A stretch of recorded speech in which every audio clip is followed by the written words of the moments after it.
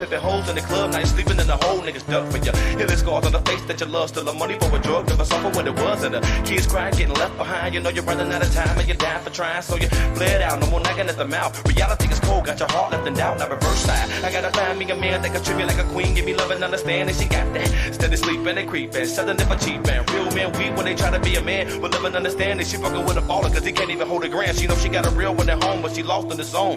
She trying to hold on, steady stressing, and taking advantage of her brother that'll give her everything to show her he love her. She got another all up in the bed while he work, using boys money, got your heart feeling hurt, but you want that love in the palm of your hand. What you do? You heard him till he tell you he through singing. He be back again, but he long gone. Now you're regretting every second you're checking he ain't home. How did we get so far? Look, how did we get so far away? How did we get so far? How did we get so far? How did we get so far? Look, I just wanna know. How did we get so far away? Tell me, how did we get so far? How did we get so far? How did we get so far? Tell me, how did we get so far away? Far away. How did we get so far? How did we get so far? How did we get so far? I just wanna know. How did we get so far away? Look, every day is a struggle in the midst of defeat. When I start feeling weak, gotta know why me. Gotta walk, stay straight, put me down till I can't. I'ma suffer till I lay, want the best, so I pray it's a curse, man. I'm getting ready for a deadly and heavy shotty war in the spirituals on my body, and I'ma feel it when I'm almost selling stuff in my belly. Here with the timid, but I feel like I'm nobody. Every day is corruption, destruction. Young brother steady bustin', game big about nothing. Steady hustling, duck when the guns bustin'. Stay drunk, smoked out, pissed off, cussin'. Don't give a fuck about nothing. Grown men barely even got a home to attend to. It's like fuck what you been through. I gotta get it how I live from the cradle to the grave. How did we get so far? Look, how did we get so far away? How did we get so far? How did we get so far? How did we get so far? Look, I just wanna know. How did we get so far away? Tell me, how did we get so far? How did we get so far? How did we get so far? Tell me, how did we get so far away? Far away. How did we get so far? How did we get so far? How did we get so far? I just wanna know. How did we get so far away?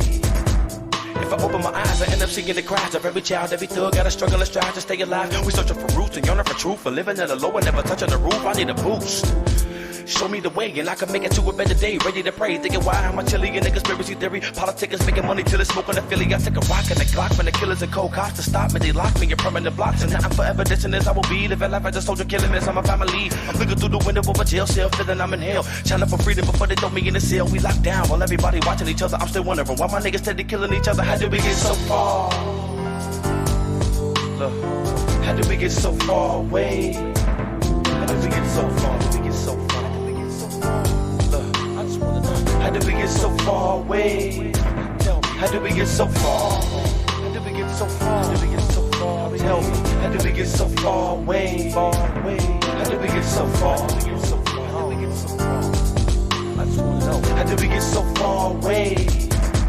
Every day is corruption, destruction. Young brother steady bustin', game big about nothing. Steady hustling, duck when the guns bustin'. Stay drunk, smoked out, pissed off, cussin'. Don't give a fuck about nothing. Grown men barely even got a home to attend to. It's like fuck what you been through. I gotta get it how I live from the cradle to the grave. Every day is corruption, destruction. Young brother steady bustin', game big about nothing. Steady hustling, duck when the guns bustin'. Stay drunk, smoked out, pissed off, cussin'. Don't give a fuck about nothing. Grown men barely even got a home to attend to. It's like fuck what you been through. I gotta get it how I live from the cradle to the grave. Yeah, I know y'all can relate. Man, it's just real talk from the heart up. I know how it is, man. You turn like you're trying to take one step forward and you end up further away from where you started. It's love for the world. It's Chi-Town. We all fall off. We all make mistakes. Yeah, but you It's get like back back up. to the drawing board, though. It's good. We ain't never losing. You know where to go but up. You know where to go up. And that's on life. Yeah, that's on life. Yeah, Ain't nowhere to go but up. Do your thing, Chi-Town. Keep your head up. Yeah, we out Got here. love for the world. We That's ain't how never we do, gonna man. leave. We ain't never gonna walk. We ain't never gonna stop. We ain't going Far away from where we need to be, We B. never walking off this place, Real man. talk. Yeah, we gotta catch up, We man. try to get it or die trying. We ain't never getting left behind, nigga. This the win. That's just how we do. Leaving them in the wind. For the new meal. Much love.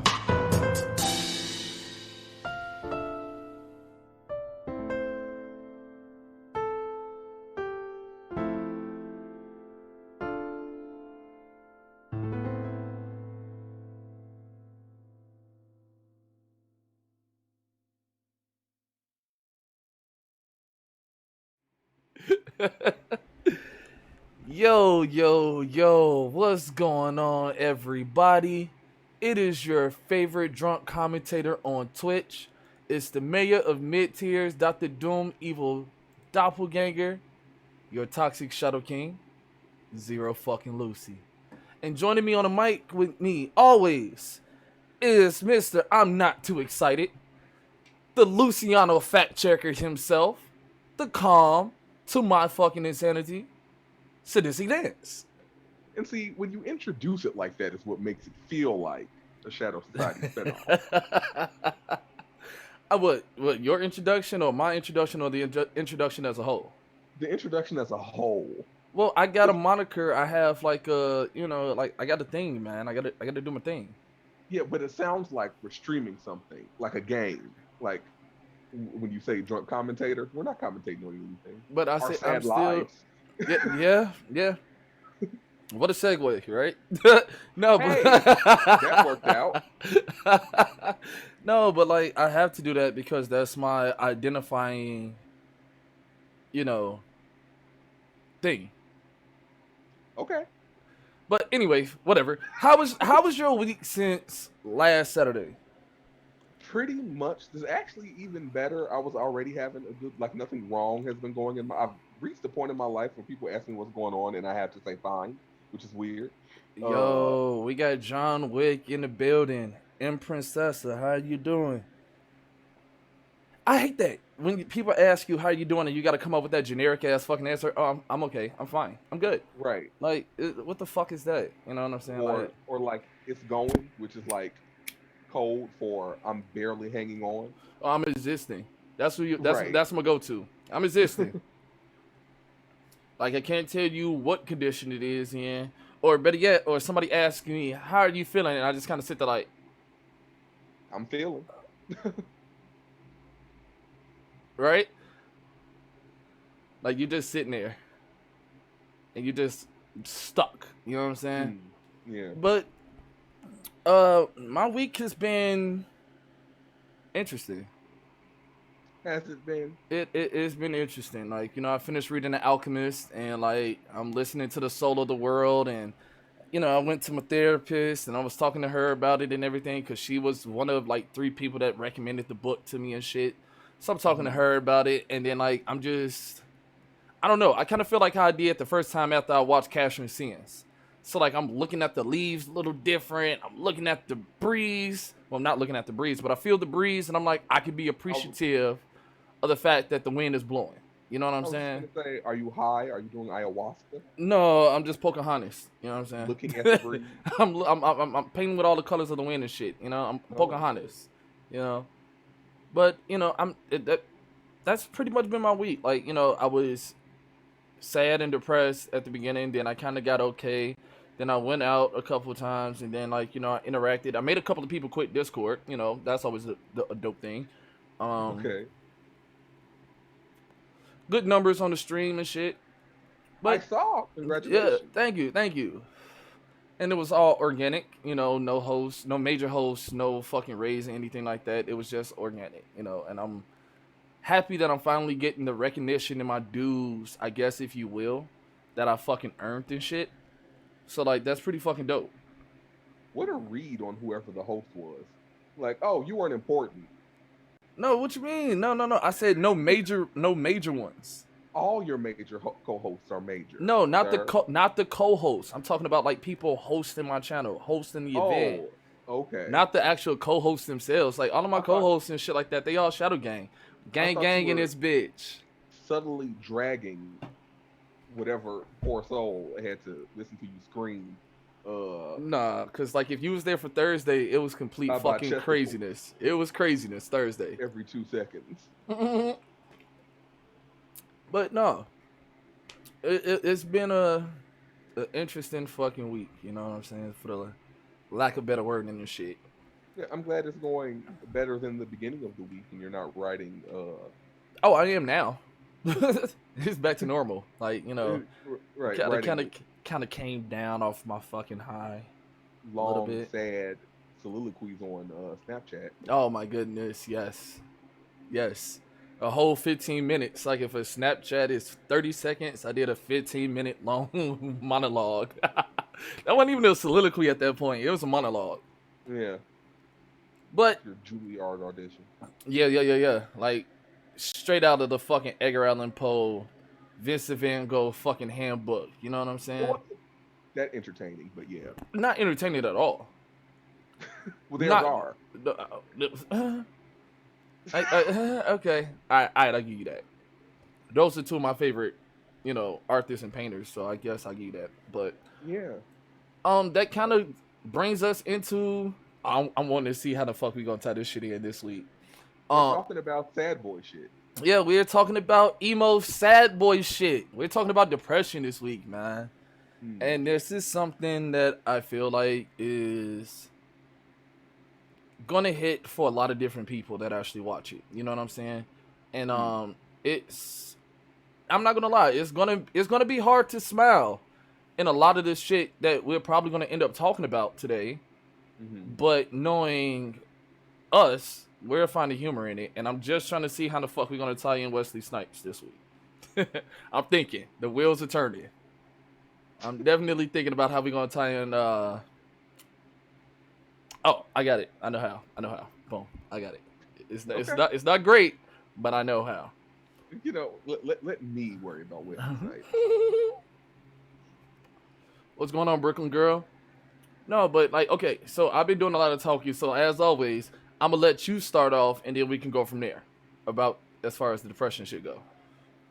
Oh God, where should we jump off from? Let's jump somewhere off the cliff into the deep waters. No pun intended. That's not helpful. I guess, no pun intended. Right. We knew that mental health was going to be something we were going to be talking about when we started the podcast. Mainly because ours historically isn't great. What? Our mental health. Oh yeah, ours is shit, man. At any given time, one of us is ready to die tomorrow. Yep, ready to push the fucking button. Ready to unalive ourselves. Right. Or, just get hit by a bus or something. Something that will definitely kill you and not just maim you, and you can't play video games good. Yeah, I don't want to be like a vegetable or like a paraplegic, you know what I'm saying, like from the neck on down and shit like that, and I could just blink.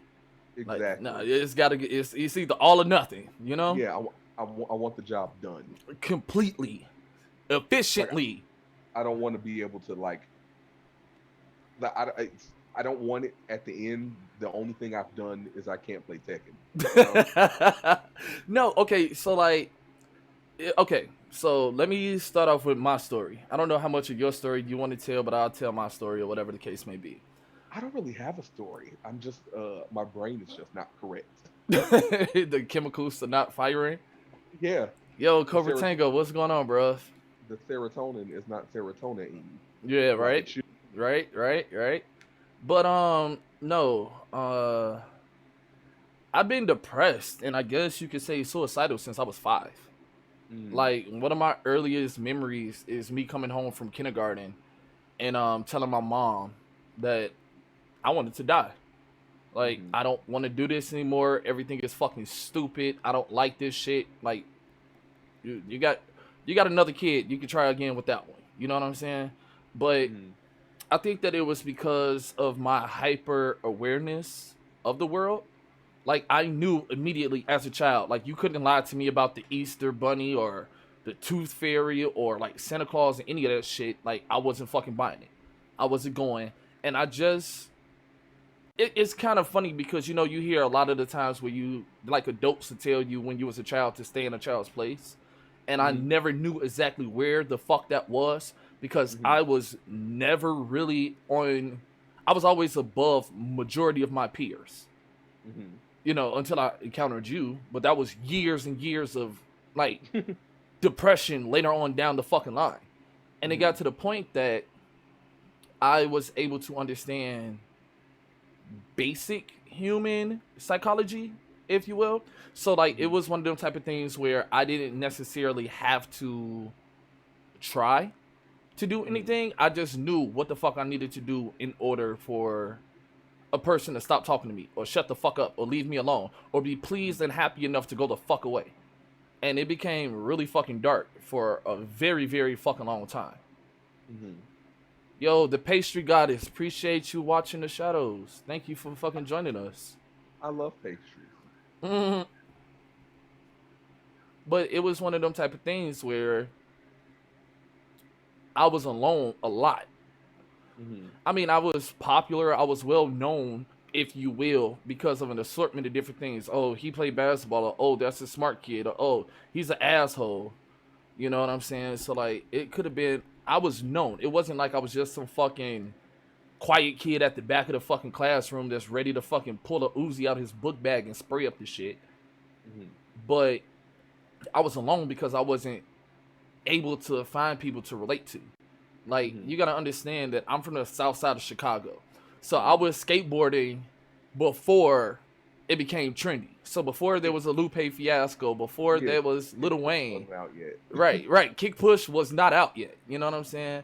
So I was into skateboarding then. I remember watching the X Games. I remember when rock climbing and aggressive inline was still a part of the fucking X Games before rally car became a fucking thing. You know what I'm saying? I was into anime since I was a child. You know, I was the first person in the hood with Yu-Gi-Oh cards. The first person to have a Beyblade, like the real Beyblade. The one that if you launch that bitch at somebody's ankle, you was fucking a day up because that bitch weighed about like a pound and a half. You know what I'm saying? For people that don't know, Beyblades used to come with weights. Yes. And it was like an actual metal weight on it. On hard plastic, Yes, on very hard plastic.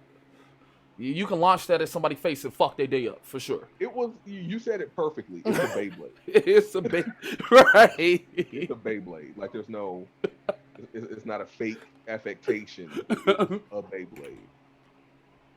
Not that little feathery ass McDonald's Happy Meal ass bullshit that they got now. So, it was hard to find people to relate to. So I found myself doing a lot of shit that under normal circumstances I wouldn't give a fuck about until I got to like 13 or so. And I just said, fuck everybody, fuck everything. If you don't like me, fuck you. If you ain't with what the fuck I'm with, fuck you. If I gotta be by myself, fuck you. If I'm an asshole too fucking bad, fuck you. It was a lot of fucks from 13 until now. And because of that, I was emotionally inept in a lot of instances. Like, I was craving love, but going about it 100% incorrectly. You know what I'm saying? I wanted somewhere to belong, somewhere to fit in. And that's part of the reason why I got kicked out of my first high school. Because I was creating a cult, pretty much. You know what I'm saying? That's pretty much what the fuck I get kicked out. I got kicked out of my first high school for rioting, racketeering, and forming the Confederacy against the Chicago public school. So the whole reason that I ended up meeting you at Olive Harvey was because I was not allowed to go to any Chicago public school. And I had no way to get out to like Homewood, Flossmoor, and all that other shit out there. Because, you know, no buses and shit go out there. Yeah. So I had to go, and my mom, she wasn't gonna let me take the GED test at 16 because she knew I would pass it, and she like, hey, no way in fucking hell you're about to be 16, 17 years old just out here creating fucking havoc for the goddamn world. You gonna be some goddamn where. And like, I went to therapy. I was in inpatient for 3 months. You know what I'm saying?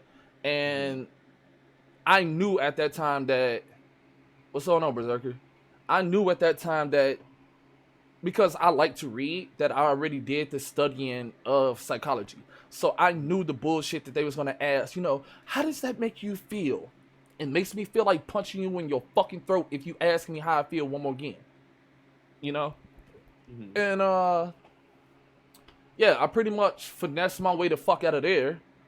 And it was of no fucking consequence or no fucking help whatsoever. And I was still fucking depressed. I used to write a lot.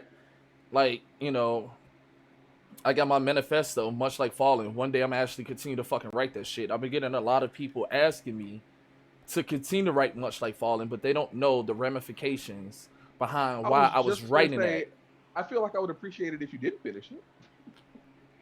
I mean, those that know what much like Considering. Fallen, those that know what much like Fallen really is. Okay, much like Fallen was a story that I started writing about maybe a year and a half ago. Mm-hmm. And quintessentially, and I'm not explaining this to you because you already know. I'm Mm-hmm. explaining it to them. Quintessentially, it was my manifesto, and it was going to serve as a suicide note. Mm-hmm. So once I finished writing, much like Fallen, I was going to just simply put, here's the link. So go to http, semicolon, / wattpad.com and look at my name. And there is my Mm-hmm. fucking suicide note. It was just going to be a link on a piece of paper. And part of the reason that I did not kill myself as of now is because I have not found um, a majestic, beautiful way of going about doing it. And because I do have the medical background, I've seen a lot of people that try to kill themselves and not succeed. I've seen people shoot themselves underneath their fucking chin with a shotgun and fucking live. I've seen people jump off a fucking bridge and still live. And the Mm-hmm. biggest thing in my mind is to feel like you're failing at failing. Like, I don't want to be that person that tried to kill myself and wake up in the hospital realizing that I did not succeed. Now, I Mm-hmm. do understand that a lot of people could take that shit like, oh, I didn't die when I tried to unalive myself. This must be a sign. I'm going to appreciate the sun and I'm going to give this life another chance. But for me, I don't think that that'll be the case. I think that Mm-hmm. that'll do nothing but further perpetuate the depression that I've already had this entire time. Mm-hmm. And because of me being this type of person, this type of depressed being, it makes me almost innately seek out other people. The topic is depression. It makes me seek out other depressed people in a way. Like I'm almost magnetically charged to them. Mm-hmm. And it's weird because I understand that there's different types of depression, there's different faces and facets to it. Mm-hmm. And I know that I'm a broken person. I'm a broken vessel. I am an incomplete man in a lot of different ways. Mm-hmm. But within the last year or so, I've been making a great deal of stride and effort to improve upon that shit. But Mm-hmm. I can't leave somebody that I know is fucking depressed. Like, I know a lot of people personally that I care for, that I love genuinely and deeply, that has depression, and I'm sitting there looking at it and I can't do anything to help them. But I try Mm-hmm. to be there for them. I try to show them that it is people in this world that's not completely shit. Even though I believe that Thanos needs to snap twice and eradicate and just start all the way over. Like, we need another fucking massive fucking plague. We first of all had one. It was called COVID. And two, we've been through this. Thanos shouldn't be snapping nobody. He should just create. Anyway.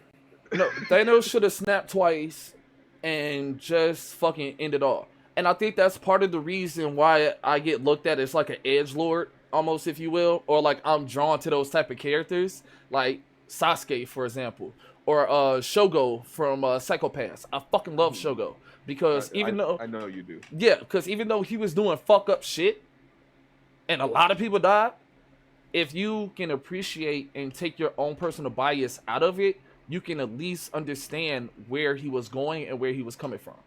Even with Thanos, even though Thanos could have did several different fucking other things and shit like that, but he felt like he did the best course of action for what works, and I am prone to agree with that.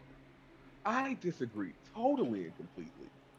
I feel like these are people that glamorize, maybe not Shogo, but a lot of these people, and I think you too, in a sense, kind of glamorize the unhealthiness of mental illness. No, You know, I don't. I'm not not glamorizing it because it's not a great thing. I'm saying not it's relatable, and because it is relatable, I can identify with that. So because of it, it's like a different aspect of me.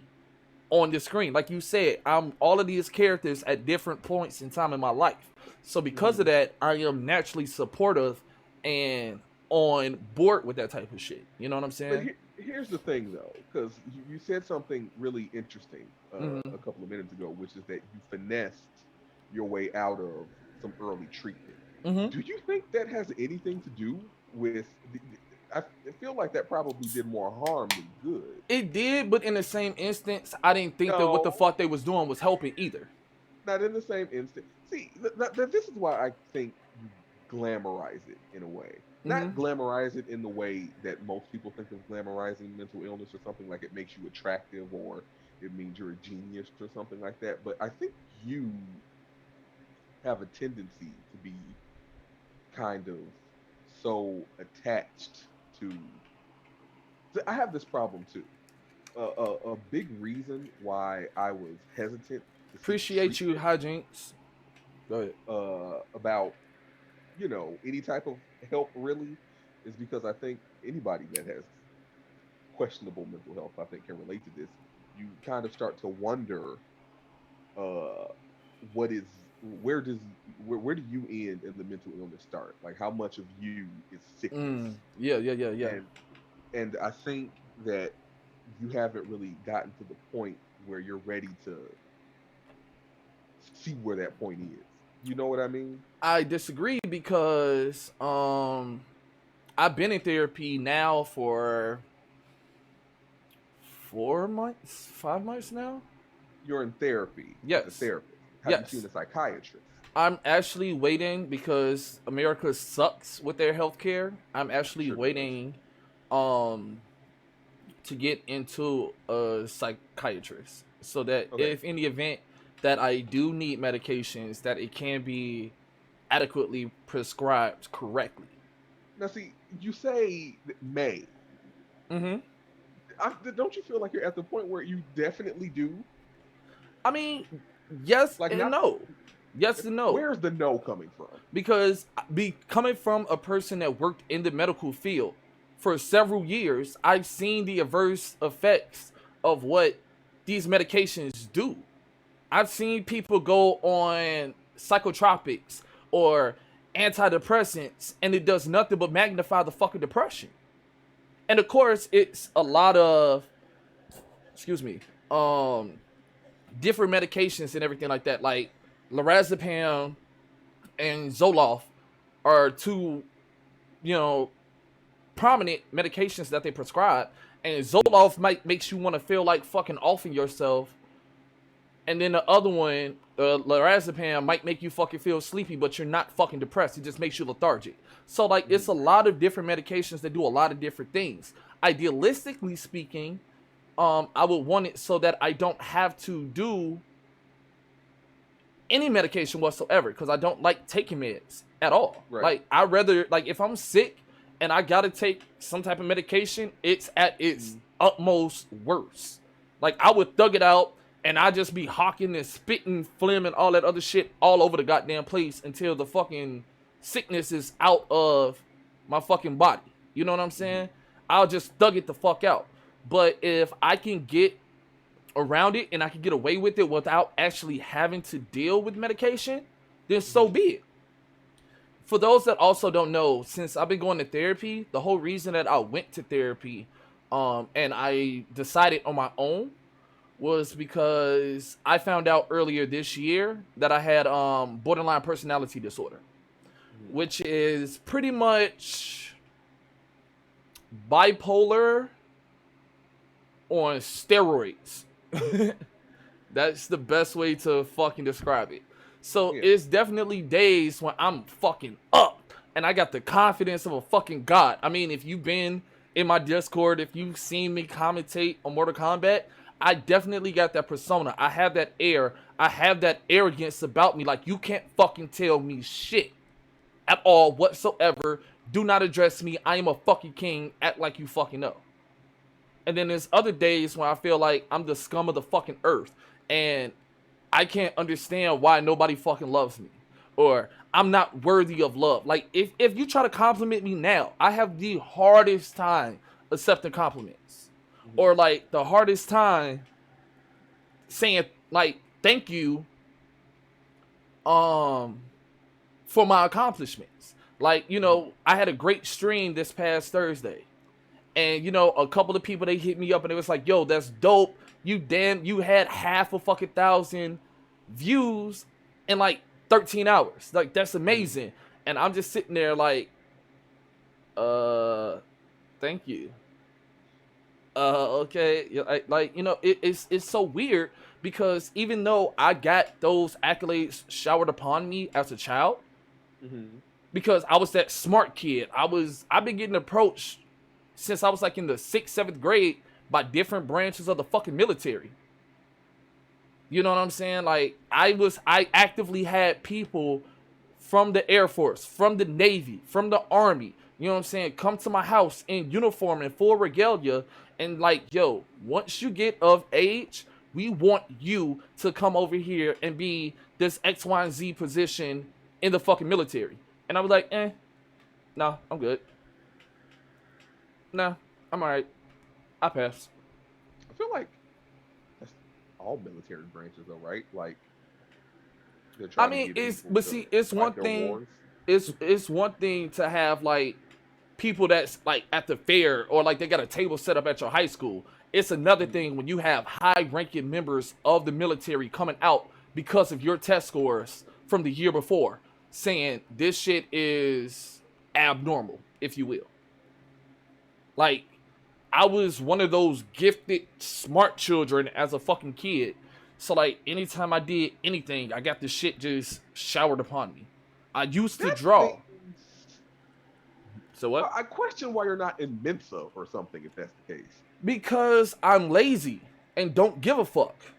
Yeah, but you don't have to do anything to be in Mensa. You just have to exist with that IQ. I've never did a test like that, though. I'm just talking about, like, off my standardized test. And I think at one point, the government was trying to turn you into a goddess candidate, child soldier, Evangelion, fight the aliens. And they didn't give you a Mensa test? Nope. Are you sure this was the government? Are you sure someone was not trying to kidnap you? It could have been kidnapped. I mean, I could have I could have been a fucking sleeper cell soldier or some bullshit from Russia or something like that. I don't fucking know. But even if that is the case, like, I wasn't going for the shit because I didn't give a fuck. You know, like, I remember having like interest and like for a long time I wanted to be the black crocodile hunter. But outside of that, I never had any lofty goals or lofty dreams or like no aspirations. I didn't want to go to high school because it was easy to me. I didn't want to go to college because I didn't want to go to fucking high school. So why am I going to put myself in fucking debt to do some shit that I ain't want to do for fucking free? You know what I'm saying? So it's like, I just didn't have the gumption. I have the intelligence. You know, I have the marketing skills. I mean, damn. The Shadow Society is pretty much the exact same replication of what the fuck I did that got me kicked out of the first fucking high school. It's just all the shit that I'm doing now is legal. The people in the Shadow Society are a cult? I've been dog. I get told all the fucking time that the Shadow Gang is either a clan or a fucking cult. All the fucking time. I mean, I assumed it was purposely a clan. No. Not at all. It was just a platform, and I thought it does. But that's not my MO. Because a lot of the clans, I don't really care for how they operate. That's why I was in one, and I left voluntarily. I recall. Yeah. And I was super excited to get accepted into a clan. Like, yo, I'm actually somewhat good at this game and shit like that. That's dope. That's an amazing experience. You're not getting into the goddamn assorted fucks right now, Cobra Tango. We ain't taking guests. We a cult because I exist. Hey, you know what? I like that. That could be the motherfucking tagline. We are a cult because I exist. I am one. We are one. We are all the same. His name is Robert Paulson, you know? And it's not by accident that Fight Club is my all-time favorite movie either. You know what I'm saying? I was in a clan, Vamp Queen. Not anymore. I actually am starting like a clan/gang type thing. You keep but saying gang. It's definitely a gang. I don't want it to operate like a clan. Sir, clans operate like gangs. Yeah, but see, I don't want it to be like hyper competitive and result focused. I mean, our clans. I feel like clans have like, for the Your most ass part, sound like Erdmac on some spiritual shit. Ermac. Yeah, I know, right? See, that's why. I mean, it sounds like a Shadow Society spinoff. This is not a fucking uh, Shadow Society spinoff. Say that. It's not. And It just then, so it's not. It just so happens to have me in the Shadow Society as well as a part of Assorted Ph. mm, uh, so okay, so let me give you a for instance. Okay. You see a psychologist. Yep. You talk to them about your symptoms. Yep. Say, I have a high once every 72 days. Everything else is a low. I would say 3 out of 72. Nope. And so It's like 3 days out of 70. It's like 3 every 2 months. your lows My lows is horrible. are much more frequent and last so much longer than your highs. Oh yeah, To the definitely. point where I'm hesitant to even call you manic. I'm not manic. It's not manic because manic BPD is should like. have some mania. I mean, I definitely have my mania moments. Like, you see my fucking Snapchat. It's like, I get to taking pictures and shit like that. Like, I'm just the baddest nigga on the planet. Like, I'm the best 6.5, strong 7 looking dude on this fucking earth right now. Do you see Strong these 7. cheekbones? A strong 7. A strong 7. The Like, you can't tell me concern for shit. me is that it lasts for about 45 seconds, Mm-hmm. and then your low lasts 45 for like days. 7. Yeah. And those lows are low. Yeah, they are.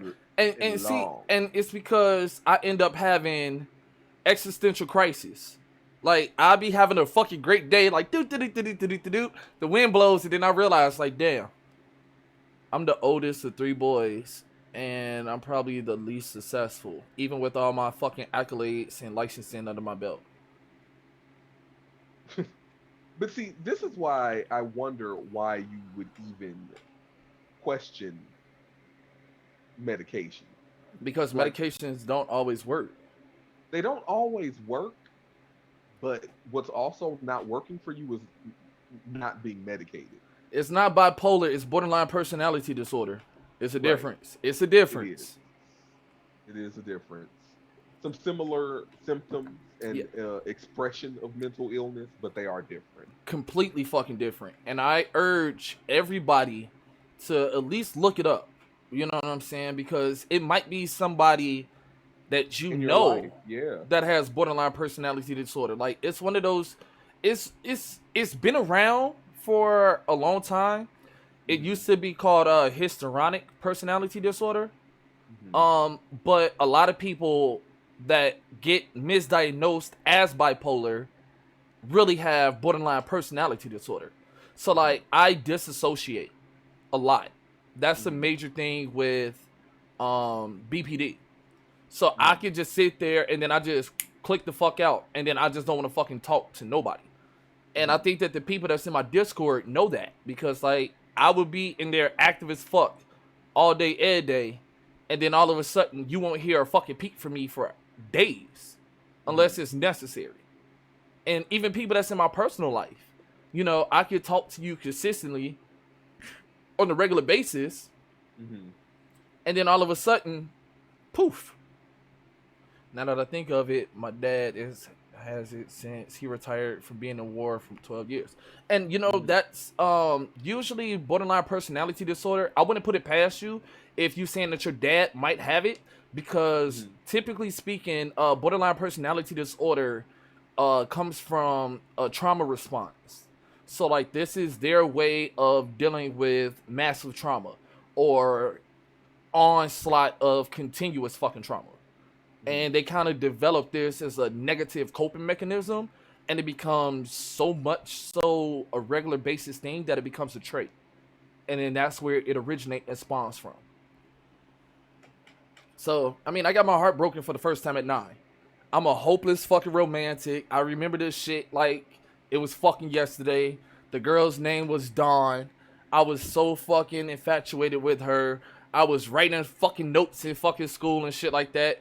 I wrote out the whole All My Life lyrics by Casey and JoJo and gave it to this girl at 9 years old. And she was like, boy, if you don't get your extra stupid goofy ass the fuck out of my face, the fuck you on? And I was devastated. See, I was devastated.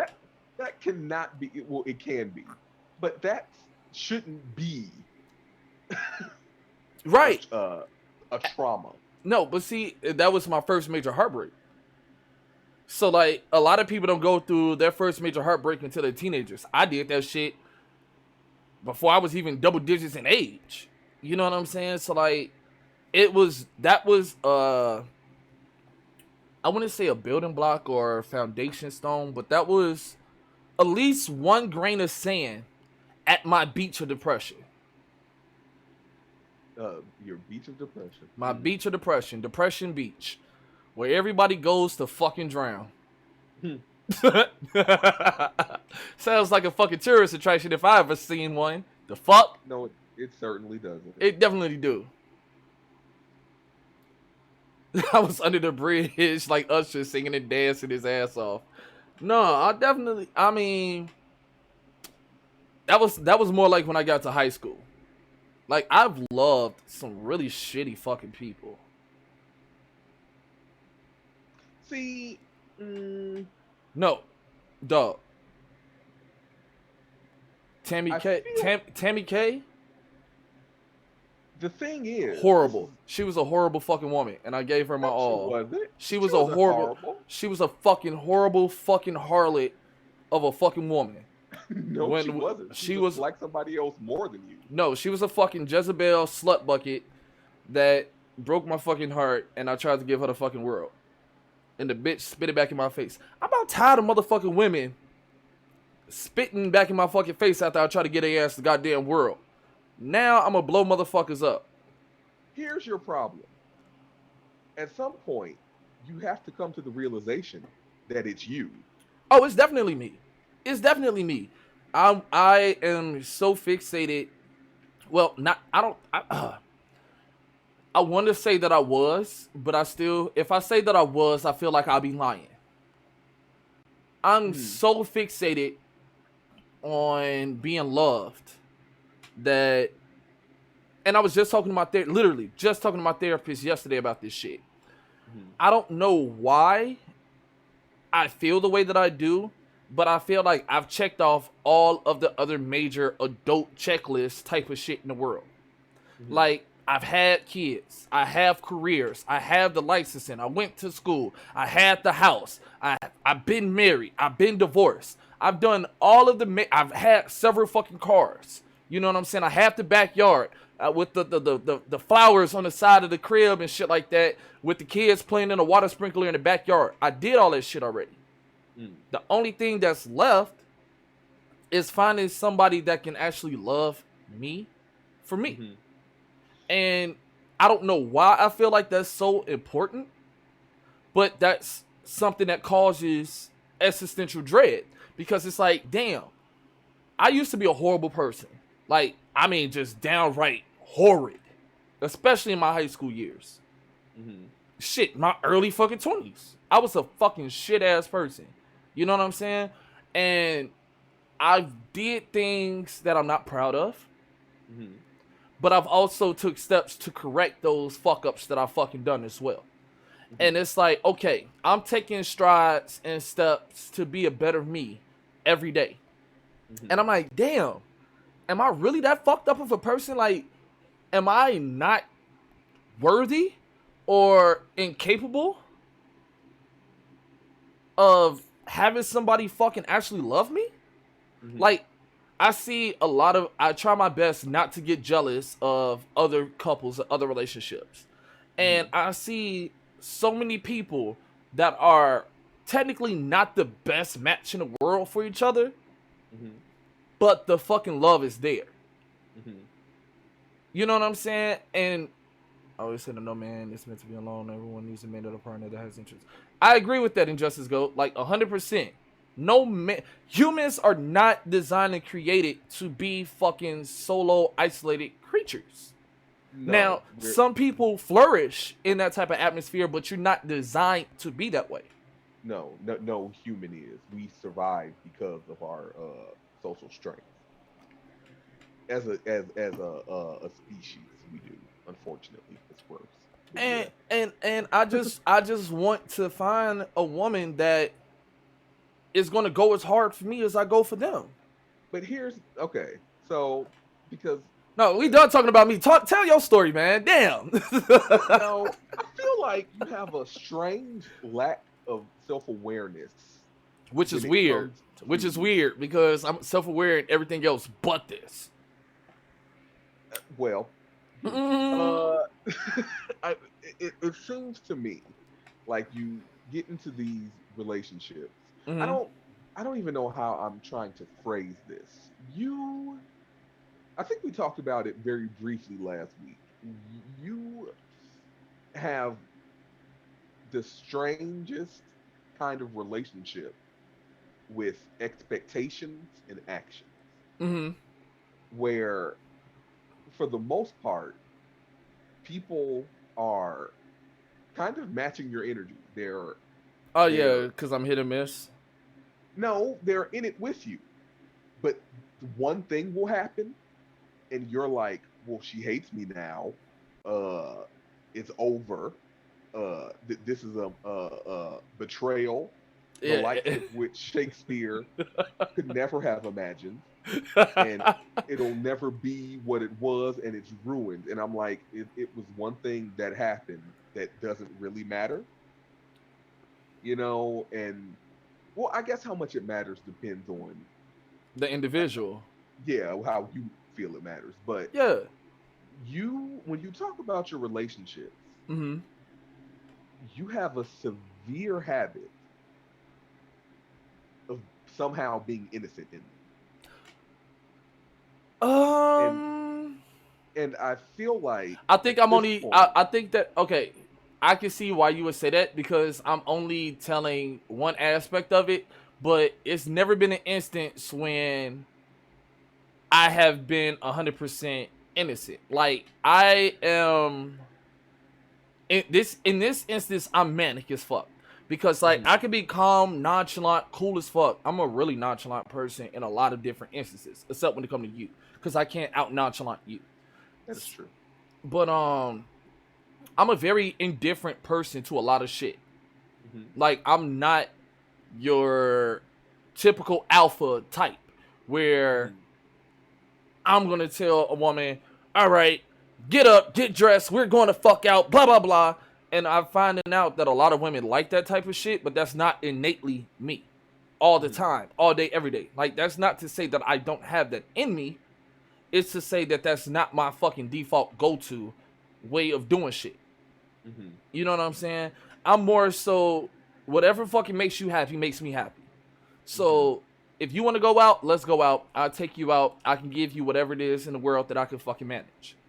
But in Hmm. the same instance, I'm perfectly content eating a motherfucking a double stack sitting on a fucking parking curb thing in the fucking Wendy's parking lot and talking. Hmm. You know what I'm saying? Like I don't think that I require a lot. Hmm. I need attention. I was just That gonna say much. you That require much. a whole lot. I don't require a whole lot. I require You attention. I see require the attention. That's what I do you, require. but when you say attention, there are kind of caveats to that I don't think you're aware of that you have. Do you know what I mean? Like you say attention, and anything but their undivided attention is like a betrayal. No, not even that. It okay. It's how can I put this?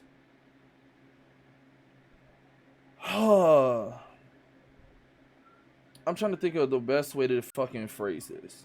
Hmm. I do require attention, Hmm. and it doesn't become a betrayal until it become a consistent thing.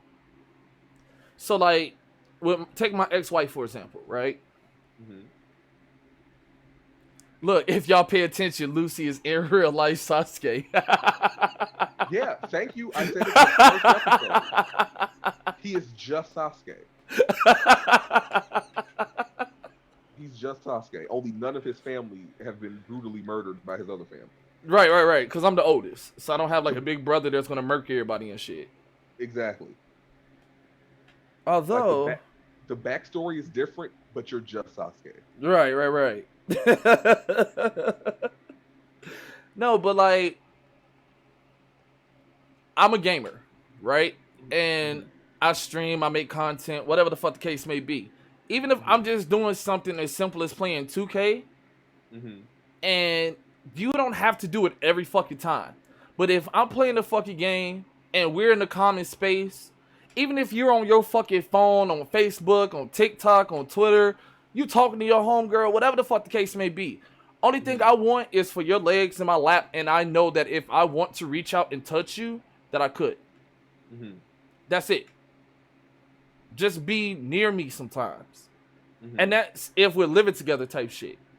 You know what I'm saying? I feel like that's not a lot.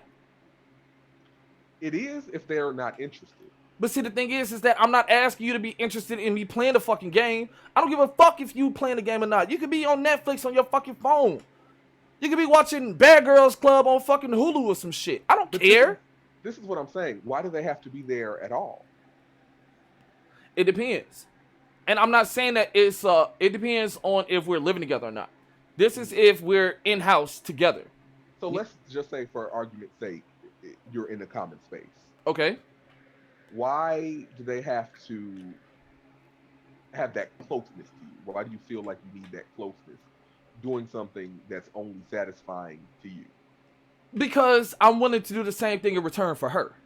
Like, it was a lot of instances that I was watching a lot of shit that I didn't give a fuck about. But because my ex-wife was into that shit, I became interested because it made her happy. So I'm over here watching My 600-Pound Life. I'm not fat. Like, I've never been through the shit that they've been through. But because that was her shit, I found something about it that intrigued me. I don't give a fuck about 90 Day Fiance. I don't give a fuck about these people trying to marry somebody from a foreign country and their damn struggle of getting their fucking mate over here to America. But I found myself invested in the shit. You know what I'm saying? I found myself anticipating wanting to watch the next episode because it was something that gave her happiness and it brought us together, and now we have a commonality behind it. So I'm not asking, I don't feel like it's a lot because I'm more than willing to do the exact same thing for whoever is my fucking spouse, whoever is my partner. I think that's part of the problem, though.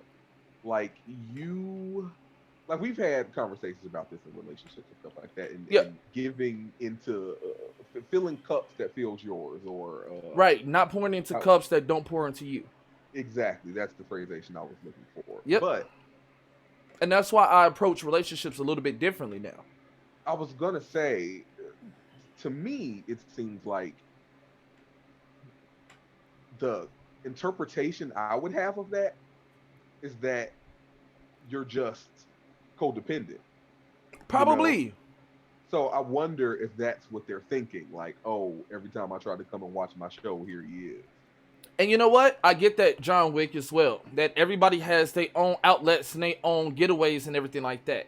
But it's the fact of the matter is that, yes, this is my realm. This is my relax space. But if you're my girl, you're a part of my fucking relax space. As a black man in America, it sucks outside. You know what I'm saying? I don't want to feel nothing but love and comfort when I'm inside. And that doesn't require you to always be all over me, because I don't want somebody that's clingy, because that shit get annoying and old really fucking fast. I'm not even saying that you got to do this shit every other fucking day. I'm saying if you just do this shit once, randomly, out of nowhere, that'll fucking be everything to me. And that would mean more to me than anything. And if I'm expressing that I need this, because everybody got different wants, everybody got different needs and shit like that. But if I'm telling you that this is something that I need, and you're blatantly just ignoring what the fuck it is that I'm asking from you. I'm not asking you to go and fucking assassinate the goddamn president. I'm just asking you to be next to me while I'm fucking blowing off steam. I can play the game. I can be playing 2K and talking about my fucking day. We could be talking about what the fuck is going on. And it doesn't even have to be involving a fucking video game. That was just one instance. Because that's what I do. You know what I'm saying? It could be me fucking watering the fucking flowers and you just outside with me. You know what I'm saying? Me being next to you while I'm reading manga on my fucking phone and you watching whatever the fuck you watching on TV and we're just on the couch together. That type of shit. I don't feel like that's a lot. See, I feel like you're putting too much weight and expectation on your hypothetical partner in this situation. I don't think that that's a lot of weight or expectation. I don't think that that's a lot. It's the actual physical action of what you're talking about isn't a lot, but the verbiage that you're using kind of tells me the intent behind it is to be this safe space from the world that you can always have, and I don't think that's really fair. I think that what I'm saying, I guess, if the person that you're in a relationship with is not your fucking go-to person, if that's not your fucking safe space, then what the fuck are you in a relationship with them for? Like, it goes both. Security goes both ways. You know what I'm saying? I'm not even talking about by connecting type of thing. Is it fair to make one person your everything in that way? Do you feel like that's overwhelming, or do you see what I'm saying? Do you see how other people can think that? Yes. I definitely, and I experienced that in the last, you know what I'm saying, relationship and situation where she was not that type of person. She was very much so, I need my space, I need my time, I need to be by myself, I gotta be fucking isolated. You know what I'm saying? And that kind of hurt a little bit initially at the beginning because it's like, damn, you don't want to be around me.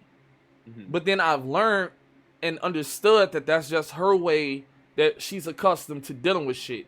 And I had to give her space. So how do you reconcile that with the needs that you have? Because I guess what I'm... In a lot of instances, the needs that I have don't get met in a lot of the relationships that I've been in the past, which made a lot of my relationships kind of suck. Because that's not the only need that I have, of course. But home to, I feel like that's like a symptom of mental illness. You're kind of depending on these people to be something that is kind of impossible for them to be. And then when they don't live up to that expectation, you're like, I fucking knew it. And everybody I mean, shit.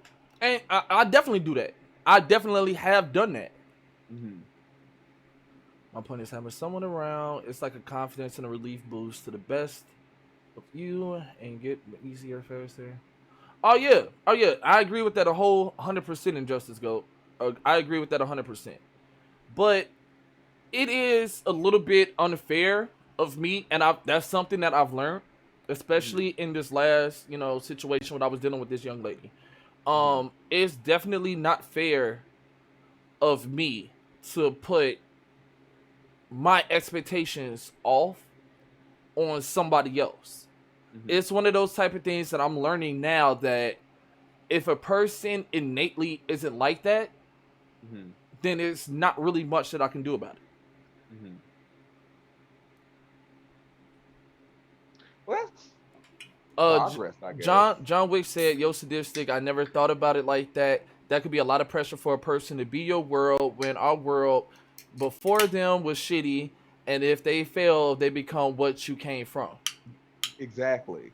I feel like it's kind of a lose-lose situation for everybody involved, and that's why. Because you seem to do you remember your old Tumblr? Yeah. Titled thoughts of an illogical contradiction. Yes. Or logical contradiction. Yes. You have so many contradictory traits. Yeah, I know. To each other. I know. It just seems like I wonder. I mean, I think that's part of the BPD. Yeah, that's definitely a part of the BPD. what is a trauma like? Where did these abandonment issues kind of come from? That's a good question. Because it seems like your mother was definitely there. You had Yeah, family, yeah, yeah. so But I I'm never wondering. felt like I belong. You know, I've always felt like I don't want to sound cliche, but like the black sheep or the odd duck when it comes to my family. You know, Well, that that's I why can understand. that's why I'm not particularly close with my family. That Now, I can understand, but I don't understand. Like you didn't feel loved by your family. no, That's interesting. not at all. And I think when it comes to love itself, and this is where it becomes difficult to love me. And Hmm. it took a lot for me to realize that with my understanding of the world Hmm. and with all of the depression, the complications, and the difficulties that I am, hell, even my fucking contradictions, even if they're fucking logical or illogical at times, even with that, it's I'm not the easiest person in the world to love. Hmm. And I thought that even though I don't require a lot, or what I'm asking is a lot, I'm learning that I am not the most easiest person to love or to deal with or to be in a relationship with. Hmm. You know what I'm saying? So like whatever woman that I end up with is going to have to be a very special woman, a very Hmm. unique blend of type of woman. And Hmm. that's not to say that she doesn't exist. It's just that given my track record, because I can't say that I have a type. Hmm. You know, I've dated a lot of women that had a lot of similarities. I've dated a Hmm. lot of women that had a lot of differences between them. And it's Hmm. not what's going on, Cassandra Prime. And it's a lot of, you know, like I'm not one of those type of dudes that I only date black women because I need a strong black queen. No, my Hmm. ex-wife was white. You Hmm. know, I've dated Puerto Rican chicks, Mexican chicks. You know, the only type of woman that I have not dated was the Asian woman. Hmm. You know what I'm saying? And like, I'm attracted to whomever. Like, if I find a badass polka dotted plaid colored bitch and she fucks with me and I like what she got going on, I'm going. No Hmm. questions asked. I'm in there like summer swimwear. So I'm not sitting there isolating and cutting myself off. I've dated tall women, I've dated short women, I've dated petite women, I've dated BBWs. Like, I've did it all as far as Hmm. like the type that you can. Oh yeah, yeah, yeah. We definitely can, John Wick. I got you. But like, I'm I'm I'm not gonna limit myself or cut myself short because my soulmate or I don't even believe in soulmates, but this divine woman that the cosmos is supposed to have for me could be in fucking Thailand right now. Hmm. He just is go talking about I don't know what type of woman you just described, but do you, Lucy? But like, I'm not gonna sell myself short Hmm. because she don't fit that phototypical ideology that I fucking had in my fucking head Hmm. forever. You know what I'm saying?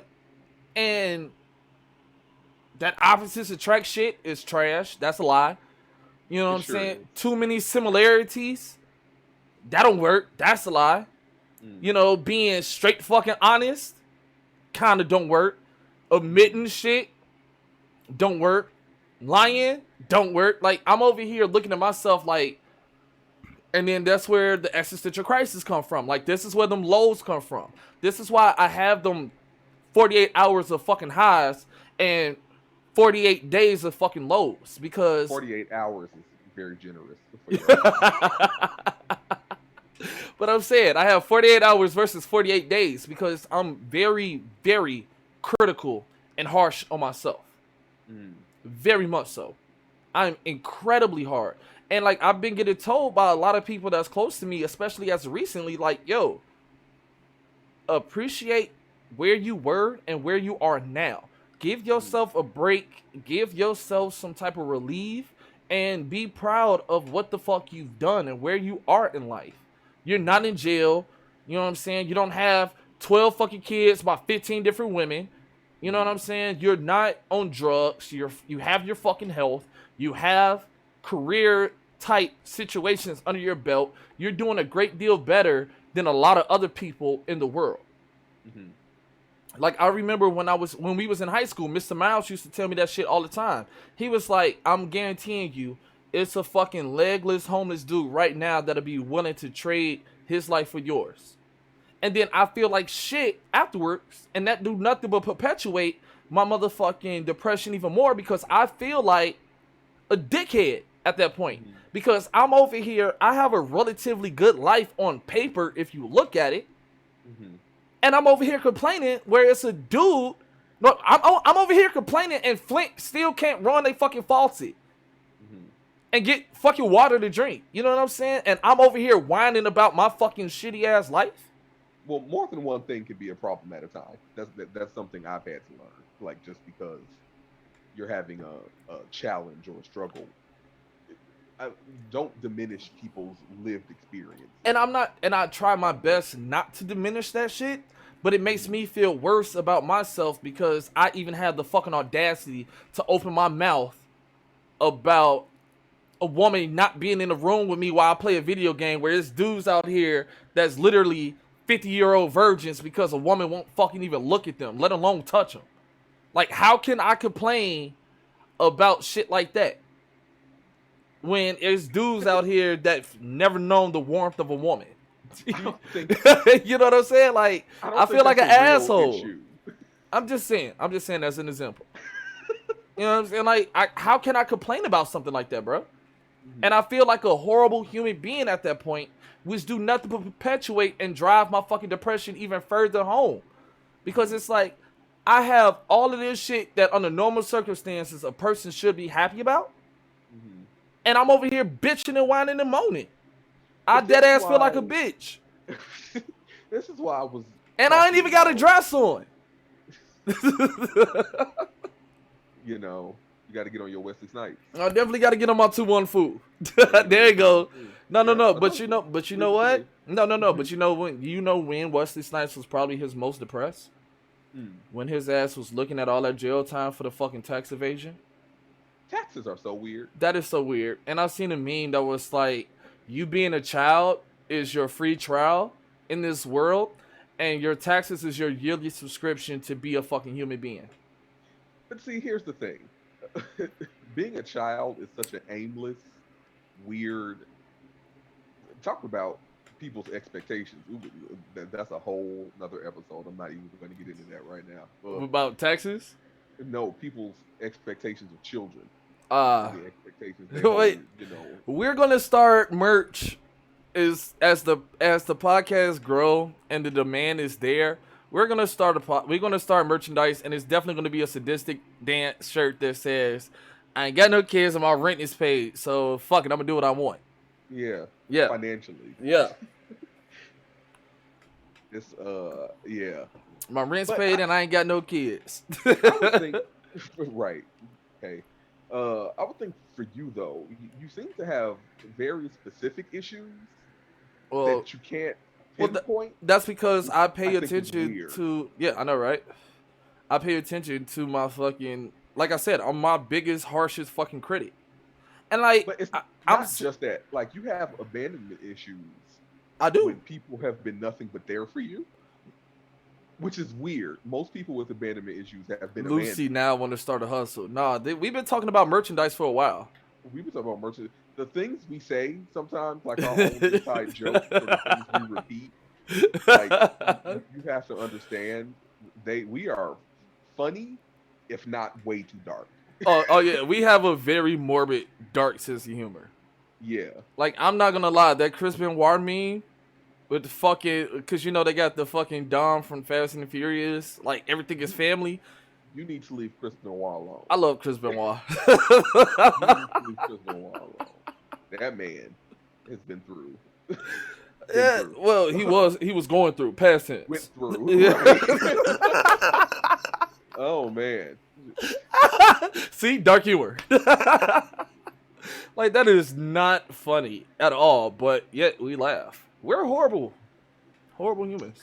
Just a little bit. I'm probably more so horrible than you, No, we're You're just in differently no horrible. yeah. You have a indifference level of horribility to you. Yeah. What? Your horribleness is contingent on your indifference and nonchalantness. Oh, okay. Like an old lady would probably fall in front of you, and you would have to sit there and think for a minute or two on whether you're gonna help her the fuck up or not. I'm not. I didn't say that you was. I just said you would definitely contemplate it, and then walk around her like, well, gravity is gravity, shorty, and keep it It's moving. exactly how that works. And that's That's what fucked I'm up. saying. That's fucked up. Is it? It ain't my grandma. It certainly isn't mine. I mean, if it was, I would have helped her up. I like my grandmother very much. Um, No, but yeah, we're done talking about me. Tell your story. I don't really have a story to tell. Is the thing. It's just that my mental health is not where it should be. Well, that's not true. I kind of just had a moment a few months ago where things kind of I had a turn for the better, and I woke up and I was fine. Yeah, I wish. It, and that was it was weird. I wish. Uh, I've been depressed for such a long time. I've always been strange as well. I've always been kind of off. We have a lot of shared experiences. I think in childhood, I was not trying to be the black crocodile hunter, but I did Rest in have an peace, Steve appreciation. Irwin. The only Rest in the peace, only Steve man that Irwin. I've ever idolized. The only man I've ever idolized was Steve Irwin. Oh, do you think your mental health issues come from the fact of a lack of positive male role model? No, because they was there in my life. Oh, okay. You know, I So grew up with a stepfather. He uh was there in my life. I mean, don't get me wrong. He was a colossal fuck up in a lot of regards, but I've had it. I okay. contribute 100% to me being worldly and well rounded to my fucking dad. Oh, okay. You know, like he's the reason that my favorite food is Thai food. He was the person that took me to the store to buy my fucking emo CDs. Like, you Mhm. know, my first album that I ever bought with my own money was Europop by Eiffel 65. Mhm. And the whole time, Was it? all the yes, What a choice. yes, that was the very first album I ever bought with my own money. Eiffel 65 Europop. Hmm. And he let me bang that shit all the way home. Mhm. He didn't understand it. He didn't give a fuck, but he loved to see that I was fucking branching out.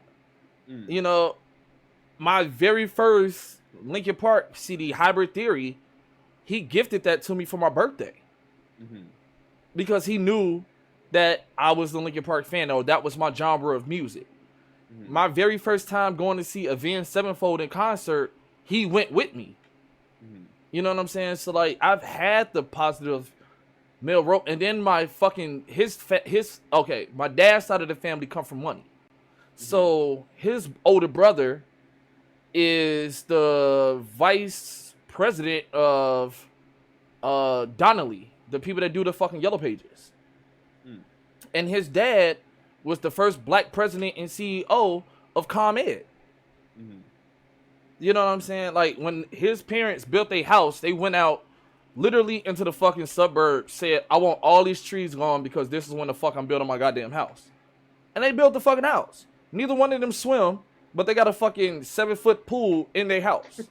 So neither one of them swim, but guess what? Neither one of them worked out, but they got a full workout room and a sauna in their fucking house. Mhm. And this was like in the early 2000s that they was doing this shit. So like I definitely had the influence. It just didn't resonate like it would for other people, I guess. Yeah, but I guess that's the mental illness. I guess it doesn't really need a reason. Yeah. The BPD been with me for a long time. Yeah, but like I said, I don't really have a story. There's no sad, tragic backstory. It's just my mind isn't right. I guess it kind of came to a head in early adulthood, which I think is common for mental illness. Is you seem fine or relatively fine as a child, and then you get to become a young adult, and you're like, hey, why is this person fucking up all the time? Right. Um, Now, yeah, with you in particular, right? Do you ever feel like it was, how can I put this, unrealized potential, or like you never reached your full peak of what it is that you can be? I don't think I've ever had a goal, so no. Um, I'm very fortunate that I kind of grew up the way I grew up. With Your the mom is parents fucking I've amazing had. too. My mom is objectively the Your best mom mother in the is world. fucking goated. I'm not gonna Like, lie. no offense to any other people's moms, but my mom really is the Your best mother. mom is Um, fucking amazing. I love her to death. I miss her too. Tell her I said hi. I will. Thank you. Um, yeah, it's Which is a kind of major step because you told me. I remember when I used to come over to your house and shit like that. It's like, yo, stop talking to my mom. well, yeah, because my friends get way too attached to my mother Cause because she's she's fucking awesome. dope as shit. Yeah, but I don't like that. Like, You nope, know, nope. This is my mom. Stop fucking talking to right? her. Get the fuck out of I'm like, here. you have yours. I've never had a friend who hasn't had a mom, so it's not a big deal. Well, yeah. I mean, that kind of how that works. Well, no, because some people's moms are dead, No, but I'm saying like stuff they like have that. to But have a mom. or their mom isn't around, or their mom got like viciously murdered or something. Like I've never had that friend. I had a friend that was like that though. Oh, that's sad. I dated a chick that was like that as well. Now that I think about it, Mhm. I found all of the fucking weirdos. Shit, man. Well, you like the weirdos though. I do. You like Those the people those are my that are, peeps. exist on the fringes of society. I like the people that exist on not only the fringe of society, but the fringe of fucking sanity. But yeah, it was definitely not unrealized potential or anything, but there was a point where I felt like I wasn't contributing to the betterment of the people in my life that made me feel bad. Like Mm. I wasn't able to take care of my mother the way I felt like I should have been able to take care of her, and I felt like I wouldn't say a failure, but I distinctly remember feeling like if I can't even, I like two people. If I can't take care of half of that, what am I even doing? Right. And that was kind of the cause of a lot of. I wouldn't say that was a cause of depression, but it certainly affected my mental health the most negatively of any of the experiences in my life. So, would you say that that is the reason that you felt like unaliving yourself? No, it Like, was where did that come from? Because I'm curious as to I why can't. it is for you. Because I know what it was for me. Yeah, I think for me it was more I didn't understand I'm smoking a how lot. my presence didn't feel additive to anyone's life. Mm. So I was like, if I'm not enjoying life, and even if I wasn't enjoying it, if I was at least participating in the betterment of somebody else's life, then I could see the point of being here. But I hate living, uh, and I'm not doing anything for anybody. So I'm just kind of suffering through existence for no reason. Well, see, like you, even right now, right? You're probably one of two longest tenured friends that I've ever had in my life. Mm. And you was the first weed friend that I've ever fucking had. So The like first what? weed nerd. Oh, weed. I thought you said weed. I was like, I have never smoked. Lucy, I'm smoking a lot. Me, bye bye chesticles. No, okay, so like that's contingent upon my fucking depression as well. It's like, slow death. And it's better than cyanide, so Yeah, or I'm like, arsenic. I don't like any. I like two people.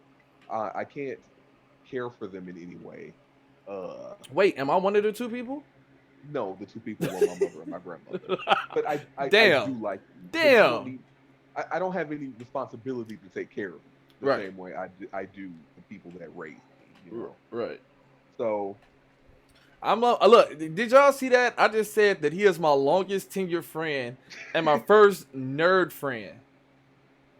And then you're like, am I one of the people? And I'm like, no. You know, like, nah, you're not. No, sorry. Don't want to fucking inform you that. Yeah, No. money. This is definitely going to be a sad podcast. I said that at the beginning that this is going to be kind of hard to smile, but we're going to figure out and find little pockets and ways to fucking laugh and shit. Yeah. And like, I know so many people that is going through their own form of depression, and it kind of makes me wonder, like, is something going on in the world to cause widespread depression, or is depression such a normality that it's no other way around it or no way of escaping it? Like, I understand that everybody has depression and everything like that, and everybody, you can't be happy, rainbows and sunshines all the fucking time. But like, the amount of people that's in my immediate life right now that suffers from some form of fucking depression on the intensity side of things, it's wild. You know what I'm saying? Wait, you said that you've been going through depression as well? Whole month has been such ass. Dog, 2021 has been horrible for a lot of people. Me included. Like, me included. Like, this is 2020, the sequel. You know what I'm saying? Like, this ain't 2021. This is 2020 part 2. 22 electric boogaloo. It's electric.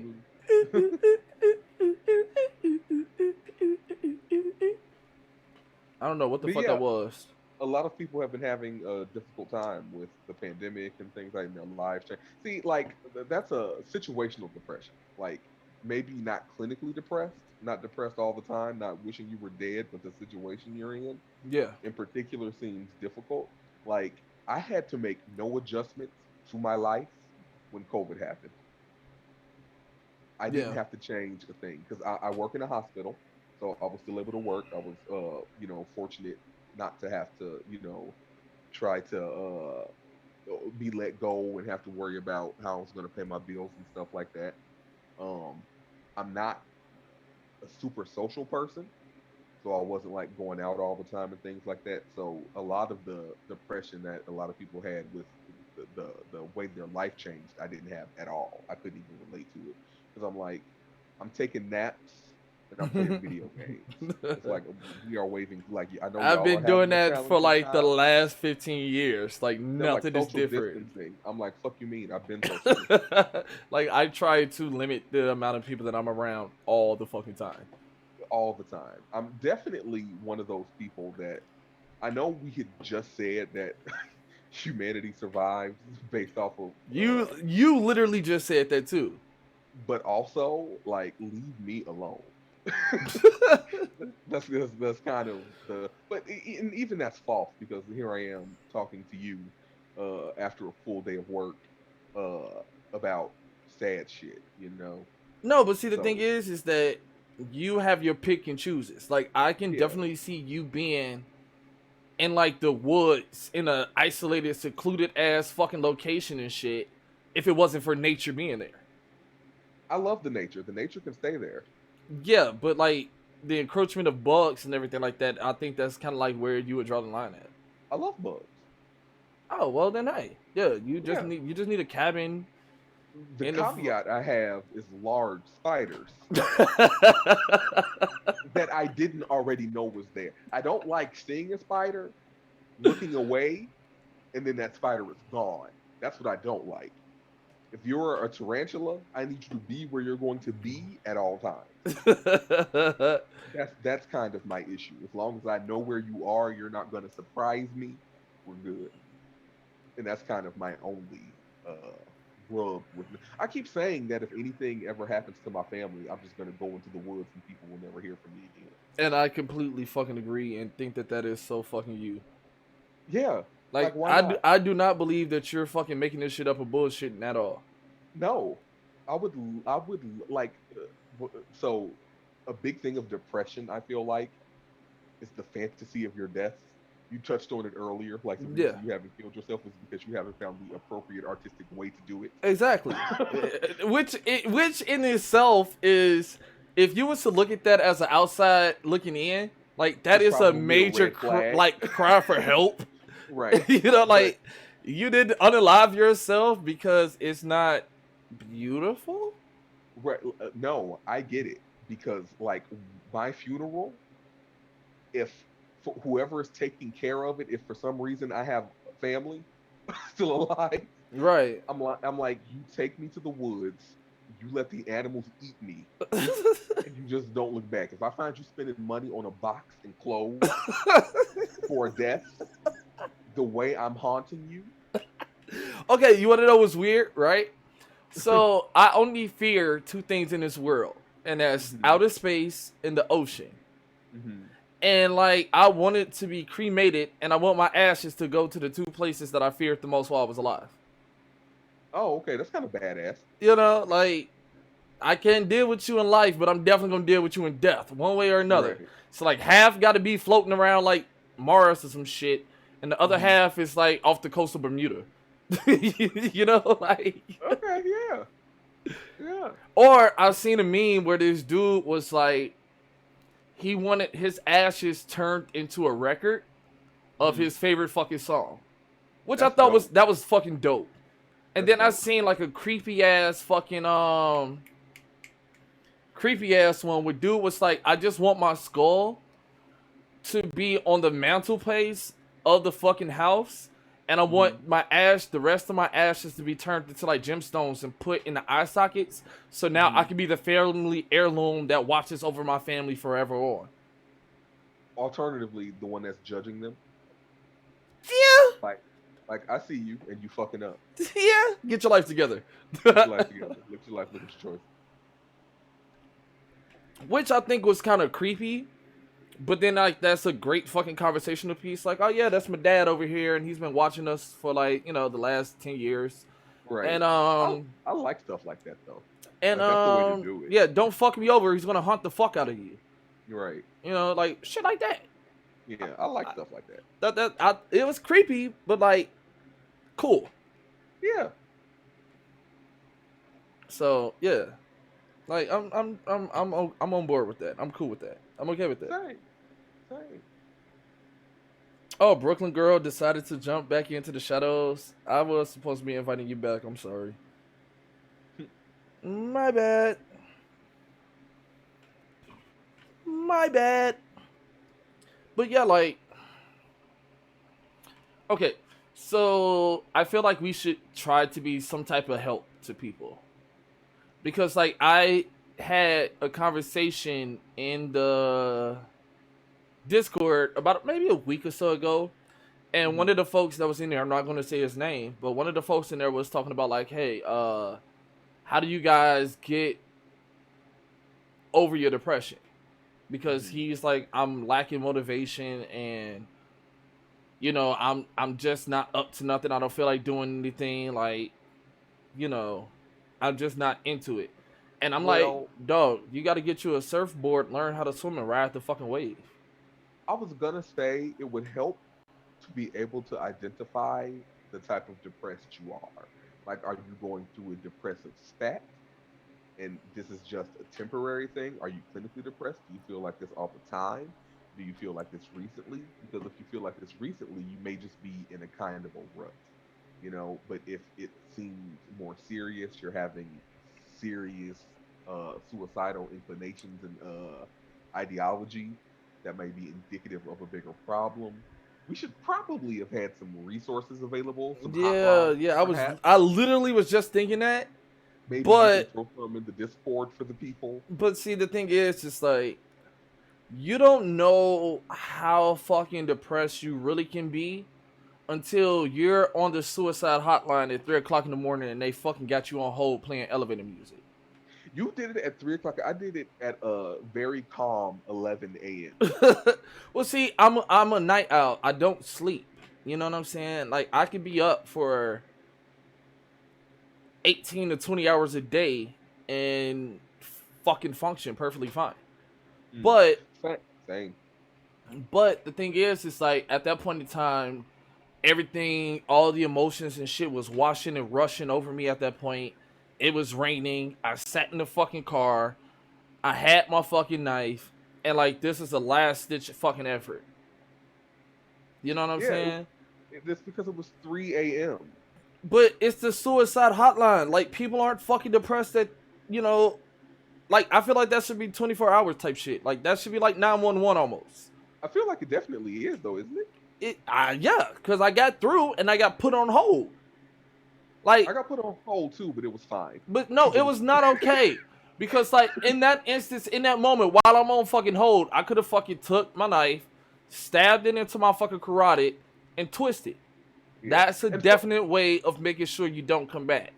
Yeah, and for the record, you guys, when you call the hotline, it's not, I don't want to say it's not helpful, but they Sure. are not like trained psychologists, therapists that's there to get you through this moment. And they they're like, okay, where do you live?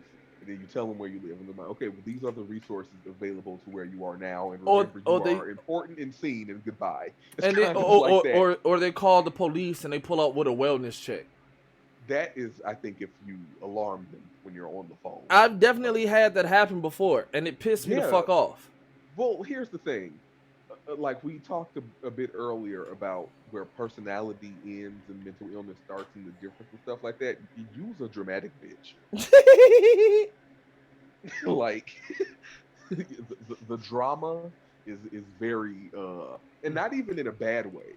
Like, but you have an air for the theatrical that is unseen in most black men on the south side of Chicago.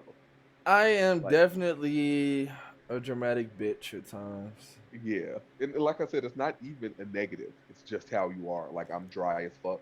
Yeah. You're like unamused and unenthused with everything. And you're like, Yeah. oh, it's a kitten. It's like, what? But no, like everything about me is grand. Like, as much as my personality is grand and is big, my fucking depression is just as fucking grand, big, and strong. You know what I'm saying? So everything comes extra large. Yeah. Excuse me. Like, everything about me is about as big as I am.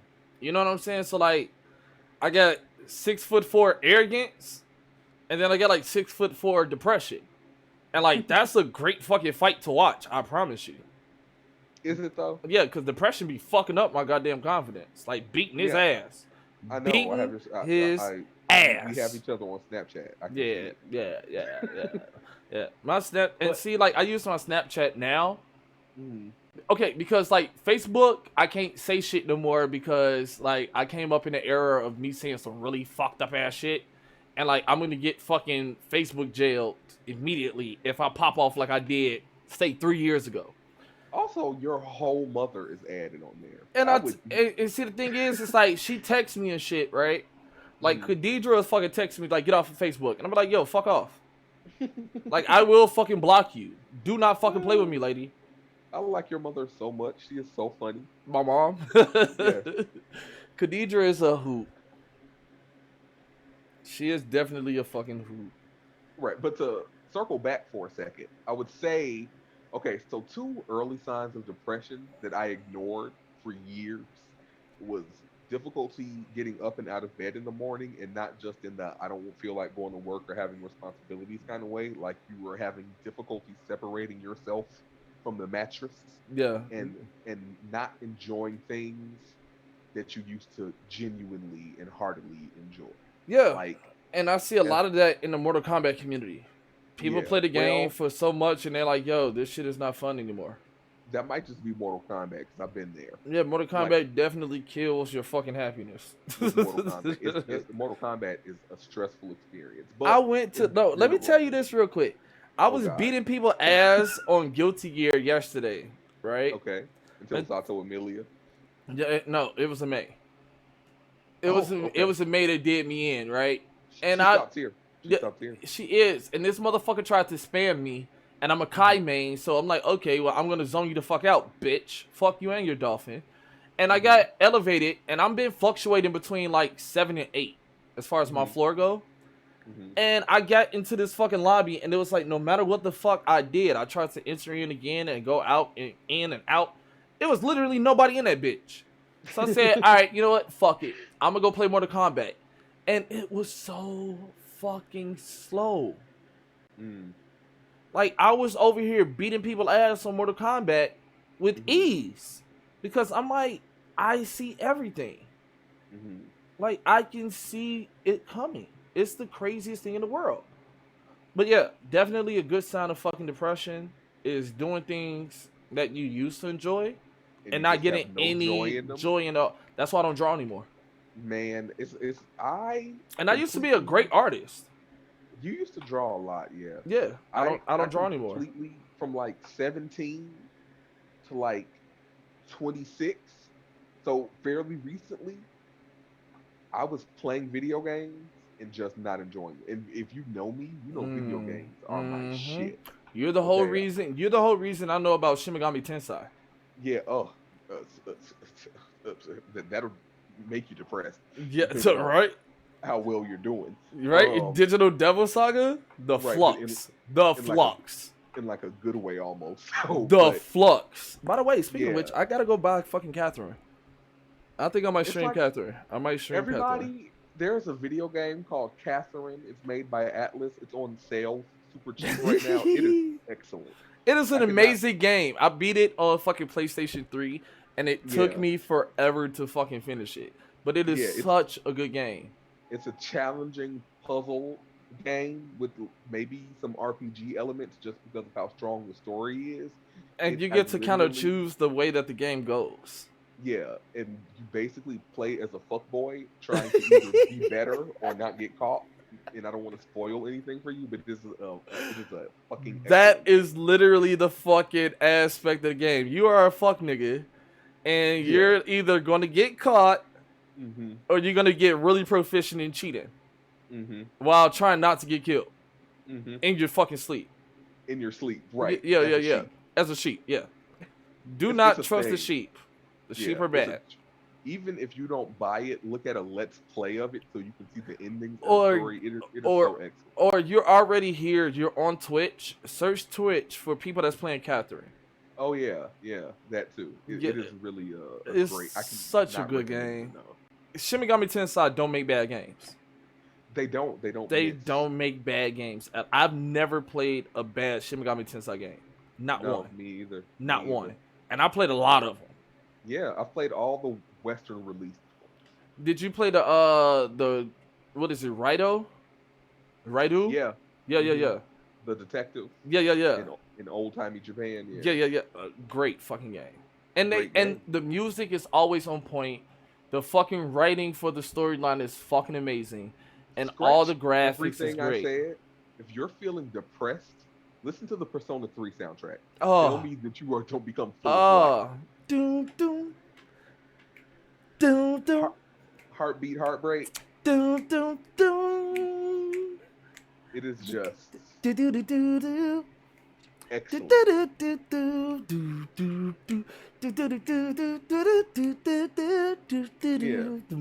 Or you can listen to Persona 4 soundtrack, which is equally as good, or the Persona 5 soundtrack, which is a little jazzier, but also still good. Oh yeah, Persona 5 definitely gave off Cowboy Bebop vibes. Yeah, it was. That's another good soundtrack. Oh my goodness, I just started watching Cowboy Bebop over again, and I forgot how fucking great this fucking anime was for it to come out in '98. Yeah, amazing, and one of the best fucking dubs I've ever seen too. It really is kind of goated as far as dubs go. It's definitely in the top 3 for me as far as dubs. I have no complaints. What's my other one? I know Big O is great for the dub, and Zoids. That's my 3 right there. Cowboy Bebop, Zoids, and Big O. Yeah, I think mine's is Tenchi Muyo. Oh, that's another good one. Did you mind just because it's so different? And also probably Cowboy Bebop or Samurai Champloo. Samurai Champloo is another one. See, look, and these are things that you can do while you're depressed to help with your depression. Binge watch anime. Yeah, it might not help, but you'll have things to talk about when you start feeling better. Oh, indeed. Or you can work your way out of your depression because of the greatness of the anime. And when you do to talk to other people, the excitement that you would feel and share with the other person that could appreciate great anime is there. Yeah. Let's talk about the way that none of you raggedy motherfuckers told me that Sailor Moon was on Netflix. Is it on Netflix? Crystal, yeah. I don't know. I know it was on Hulu. I didn't know it was on Netflix. Yeah, it's on Netflix, so I can watch it commercial free. I love Sailor Moon is goated. Brooklyn Girl is a big Sailor Moon fan. Oh, lovely. Like, that's her shit. Like, her profile picture in the Discord is fucking Sailor Moon. It's Usagi. Yeah, mine was Sailor Neptune for years on my otaku. Yeah, it was my otaku. The good old fucking days of being a fucking horrible person. Right, I talked about that last week too. You did. I was just gonna say, well, my depression was new, and I kind of didn't realize what was going on. Thought I just got sick of Kingdom Hearts. No, but see, even back then, I knew that I was depressed. My fucking screen name for everything for a long time was Frowns Don't Smile. I remember that. Yeah, that was my shit. Yeah. Frowns Don't Smile. A good way to know if you were on a website was to just type in frowns with a Z in the search bar. Oh, yeah. And that's another reason that I was an emo fuckboy back then, too, because I didn't use S's if I didn't have to. Oh, man. Do you remember Graffiti Shoguns? Yes. That was another story that I was writing way back when. And it was so fucking grammatically fucked. But it was so accurate to how people talk, though. It was unreadable. What I would say. And you would send me chapters, and I would try to read it. Like, full disclosure. I would be like, oh, this is so interesting. Couldn't read it. It's lying to your face. And, no, he was literally lying to my face because, like, I would send him a chapter and he'd come over to my house later on and be like, yeah, that was dope. Yeah. I was like, I really liked the way Pizzle did this or that or the other. Oh, man, not fucking Pizzle. I forgot that's a real person. Pizzle, yes. Everybody in Graffiti Shoguns was a real person. Was a real person, yes, they were. Yes. Everybody, Clear, Tempo, Mute, Averex, Apex, everybody in Graffiti Shoguns was a real person. You name things like an anime. No, that was their graffiti names. Who is, I know, but I'm talking about the quality of the names, which they aren't bad, but they're so dramatic. It's very much Saint Seiya. Yeah, it was definitely Saint Seiya caliber of dramatics. What else am I thinking of? Ronin Warrior. The game just came out with a sequel. They had very similar names. Who? Fucking The World Ends With You. Ah, yes. No, but like, okay, so for those of you that don't know, right? Zero is a part of this group that I was a part. So Zero is not a part of my name. My actual alias name is Steyr Luciano, which is my gamer tag, Steyr Luciano 14. 14 being my favorite number. It's associated with my government name as well as my birthday being October the 14th. But a lot of people don't know that my Twitter, Stylucy, is an abbreviated version of Steyr Luciano, which was in fact my graffiti name, Steyr. Mm-hmm. And I've been going by that since I was like 15, 16 years old. I want to say it was before that, right? Because 16 you were at OHC. It was before that. Yeah. Yeah, it was before that. It was before that. You were going by that when I met you, and that was at OHC. Yeah. It was before that. Yes, yeah. I've been going by Steyr Luciano for over half my life now. Mm-hmm. Yeah. And that's because I safeguard my government name. I mean, I kind of do. What, yours? No, you fucking tell people your name all the fucking time. Yeah, in real life. Yeah. I don't. I introduce myself now as Lucy. That's because you are maybe doing something criminal later. Probably. At any given point in time. So any given point in time. It's more of a safety precaution. Of course. Of course. Because nobody is going to look for a 6'4" black man named Lucy. Right. I just so happen to really like my name. Sadistic dance. And like No, that's a my given callback. name. Oh, well, yeah. But like sadistic dance, like a lot of people didn't catch that. Hmm. I knew immediately. The same thing with a sale dance. Like I knew exactly who the fuck you were. Yeah. Well, see, the thing is, I love Dragon Ball Z, and my favorite Dragon Ball Z characters are the androids. But in addition to that, a group called Hangry Angry had a song called Sadistic Dance. And I was listening to it when I made it, and I was like, oh, this works on so many levels. Yeah, because before sadistic dance, it was Zeit. Yeah, which was lightly related to Sailor Moon, because I was really into Sailor Pluto. Zeit is German for time, for people Yeah. that don't know. Yes. Oh man, the good old fucking days The good old days. of Well, they depression, no weren't really less. good. I Yeah, was they just was saying horrible. we It were was sad and bad. mentally unhealthy, but And I was being a fucking slut bucket all the way through. well, have things changed? Oh, I'll be right back. Yes, it has. Fuck. I'm not a slut bucket. I'm a sentimental, emotional whore. Thank you. I'll be back. Okay, I would still say slutty, but Talk to the fucking people. I'll talk to them about how slutty you are. I should probably get in the chat so I can see what you guys are saying. That will probably be helpful.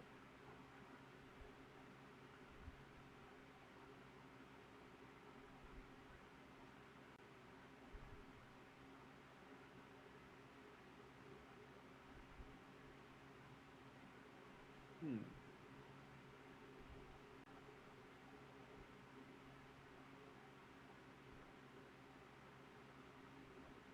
How about talk to the people? There's 4 people in here.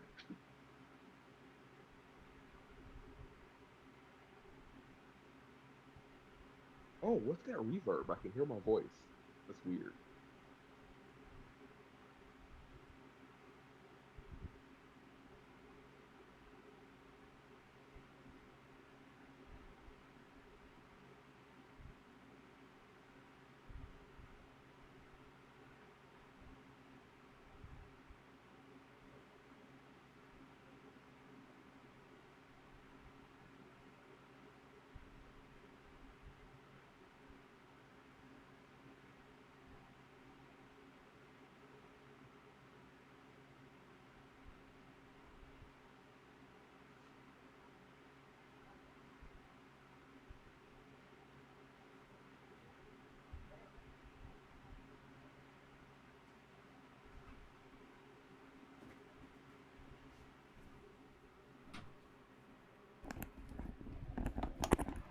I see no talking happening. What happened? Yeah, it was 5 minutes of dead air. What the hell?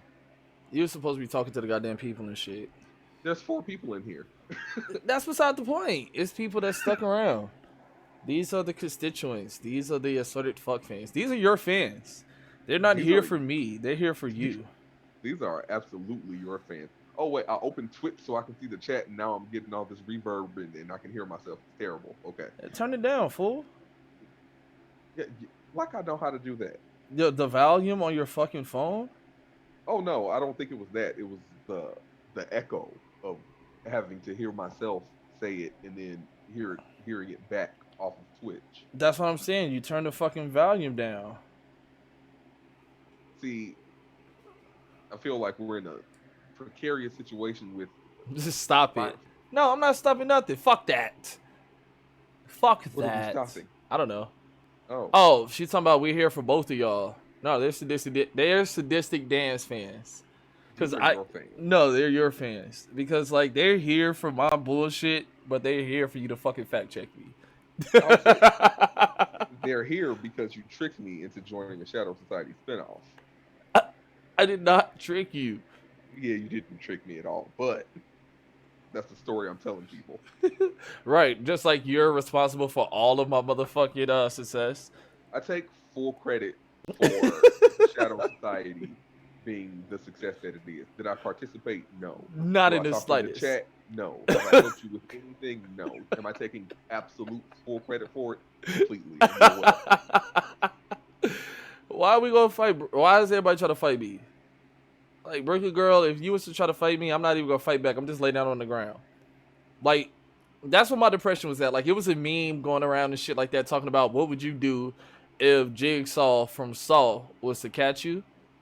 And I'm like, I'm just lay down on the fucking floor and let this motherfucker do what he do. Like, you ain't even gotta ask me, do I want to play the game? The answer is no. Whatever fucking device and shit that you got me trapped in, I'm just gonna let it do what the fuck it do. I'm gonna let the timer go the fuck out, and I'm just gonna lay here. Let me talk about Jigsaw for a second. You mean to tell me you've been watching me so closely that you designed a trap built specifically around something that you perceive as me not appreciating my life, that you kidnapped and put me in instead of paying for my therapy? Fuck you, white devil. Like, that is the whitest white nonsense I can think of. Like, I'm gonna spend $30,000 on a trap to shove this dildo in your eye because you came and didn't appreciate it, and you know people out here instead of like trying to get me some therapy or something. I'm gonna maim you with this fucking sharp ass dildo, and if you survive, you're gonna appreciate tomorrow better. Right. That's funny as hell. No, you see, like all the people that he was getting in his like personality cult were not people of color. No, not at all. Not at all. But I feel like I would be a great fucking advocate for him. Like, I would be a fucking Ted Bundy, Jigsaw type of dude. Like, I'll just use my charm, like, all 5% of it that I have, and, like, just trick people. Yeah. And, like, now you gotta die. You know, you're dead. The worst. The worst. And those movies just got... They got really bad after a while. Like, they got worse. It really could have stopped after the third one, and that was... It would have been great after trilogy. Like, they could have did a trilogy. But see, they did the exact same thing with the Fast and the Furious movies. And they did the same thing with, like, Final Destination. Like, it wasn't even fucking scary with Final Destination anymore. It was just, like, people dying because of dumb shit.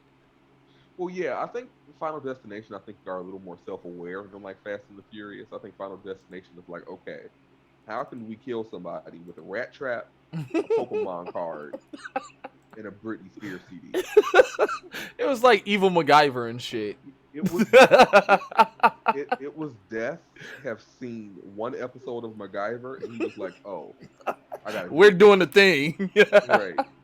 We're definitely doing the thing. What I don't understand about Final Destination is why do the people have visions anyway? I don't know. Like, in the first Final Destination, dude had a dream, and that's what made them not get on the plane, I believe. Yeah, because he knew it was going to explode, and he kept having visions. Like, he was just random, that's so Raven, like... Yeah, of how the people were going to die. And I'm like, if death isn't evil, and those people are meant to die for in, like, a grand design, who is fucking up the design? Like, who's giving these white people visions all the time? Oh, for those that don't know, hot take, I think that's so Raven. Raven's character was depressed, and her visions was because of disassociation. Because, like, when you disassociate with borderline personality disorder, you kind of sort of look like that. You just kind of... See, this is like that Rugrats theory that the babies aren't real. Wait, what? Yeah, okay, there's a theory that in Rugrats, the babies... Oh, yeah. And of Angelica's imagination. Yeah. And I'm like, I hate that. No, it made sense, though. It made it does. You just like everything to be depressing because you're Sasuke. I like dark, depressing shit. Like, that's my manga choice. Like, I like psychological depressed shit. And it's fine, but for the stuff that's not depressed, let it just be babies that aren't watched properly. No, because this is more fun. No, it isn't. It is. It's more fun that a 3-year-old girl left the house with 7 babies and nobody stopped them. Like, I mean, don't get me wrong. It's horrible parenting that goes along with the fucking Rugrats. Like, I mean, just terrible fucking parenting. Like, that none of those babies died is impressive. I mean, Tommy is a great fucking leader. Is he? No. It's really Chucky. I feel like Chucky is really the one who saves them, yeah. Chucky is definitely the compass. Definitely the fucking compass. Yeah. Chucky and Susie. No, Susie is just a rational voice. Like, Susie is like, hey, stupid, don't do it.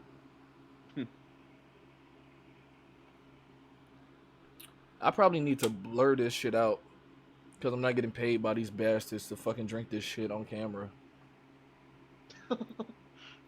Like, I mean, you imagine getting can. like, no, I'm not fucking doing this shit. This is live. I don't give a fuck. No, I but mean, like, it'll be uploaded imagine, somewhere else later. yeah, to YouTube. Oh, Yeah. let me drop my fucking socials in the chat. So like, if you want to become a part of the Shadow Society, if you want to be Shadow Gang, if you're trying to compete, if you just want to hang out and kick it, if you're trying to follow me for random bullshit on fucking Twitter, or if you want to look at any previous podcast episodes as well as any of my other previous streams that I do, they're all uploaded to my YouTube. Everything is right there in the chat. But it's not a Shadow Society spinoff, guys. It's not a Let's Shadow know about Society spinoff. The just- Assorted Fox is its own standalone. that. Yeah, we just ended at the end of 2 hours with the Shadow Society socials and promoting the stream. No, it's not a Shadow Society like promotion. This is just me. I happen No. to be a part of both things. Of course not. Of course, that's not what it is. No, not at all. Like, I almost started a whole separate Twitch just for the Assorted Fucks.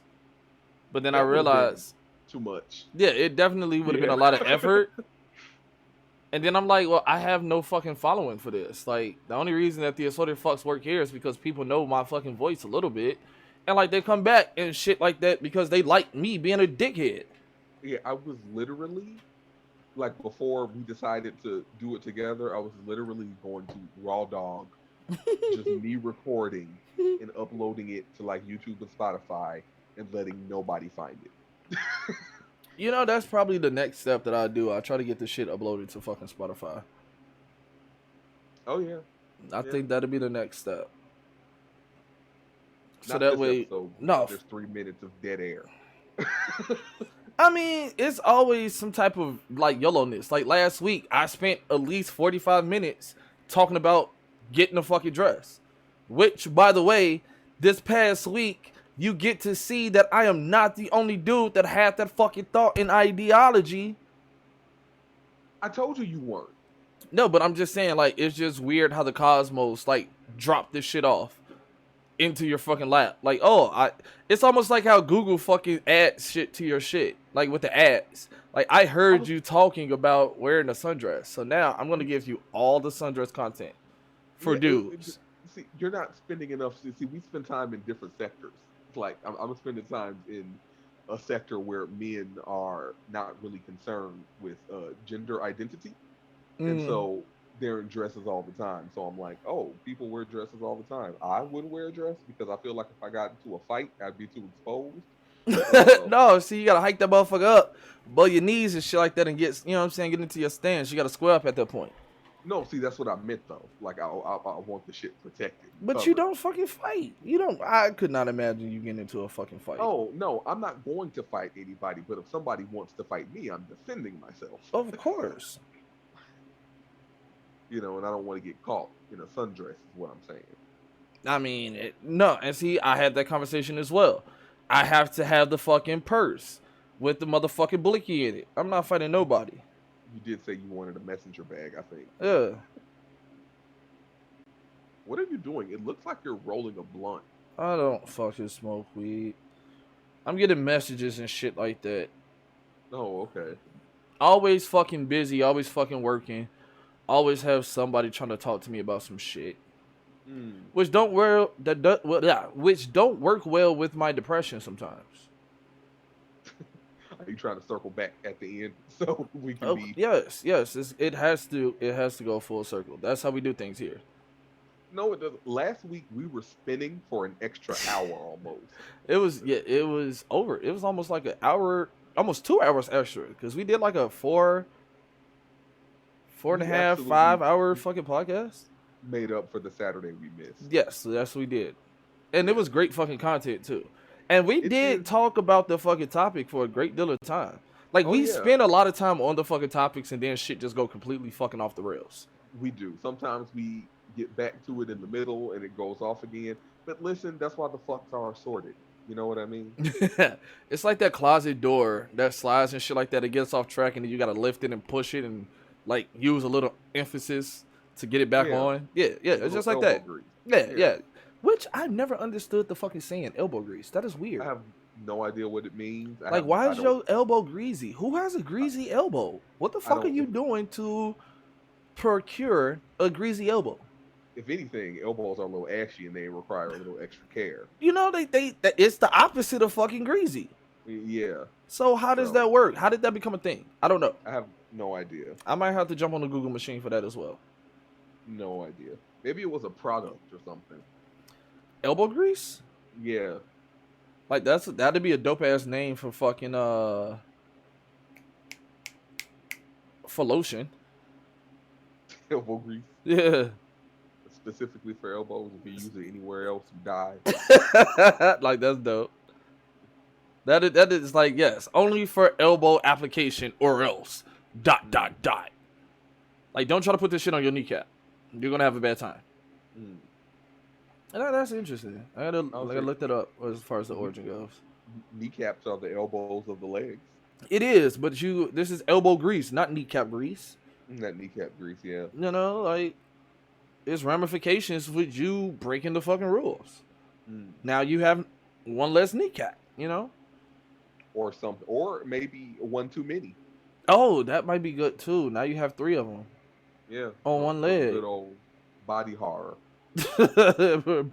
Body morphistation, or what the fuck is it? I don't remember the fucking word. I don't know. But we're just now at the 2-hour mark. I think that's pretty solid.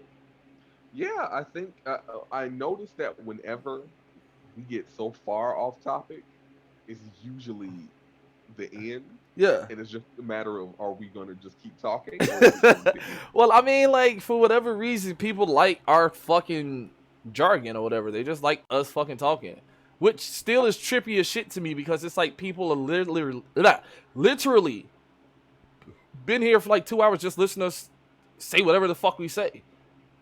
Yeah. And then we get like participation in the fucking chat and shit like that too. That's kind of cool.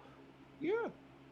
Like, I never thought in a million years that when I started doing this podcast aspect of shit, or streaming in general, that people that actually want to fucking hear me. I just got told, what was it, today or yes? It was either last night or today, that I got a really nice voice. Which is a nice change of pace, because everybody say I sound like fucking Chris Rock and shit. I don't know where that comes from. I have no idea either. But that is definitely a thing. It is definitely a thing. Like I don't think so either. But it's a thing. People say I sound like Chris Rock all the fucking time. Like, I got followers from Outworld Television just because they was like, oh, I love Chris Rock. You sound just like him. I'm going to give you a follow. Here's a sub. Okay. I mean, outright, I'll take it. It's cool. $5 is $5. You know what I'm saying? Yeah. But I think that's it. I think that's it too. I wish we could have had some resources for you guys. Maybe we'll look them up and put them in the Discord. By we, I mean Tim. Yeah, I was about to say, like, what the fuck is this we? Like, you're French now and shit? The fuck? That would require you to do something. Speaking of the French. Fuck them. No, I was going to say Bryn. Oh, yeah. What about her? We asking? Oh, yeah. We're definitely going to ask Bryn. Bryn has to be here. Bryn is another one of our fucking great fucking friends that is like... mutual friend who has some odd interests that mainly consist of woodland critters, Russia, and, 1970s Russian fashion and babushkas culture. Oh, a babushka. Yeah. Oh, and she like fucking frail ass pasty white boys. That's her thing too. She does like very thin white men, yes. Yeah. Pasty fucking sun sickness driven creatures. Yeah.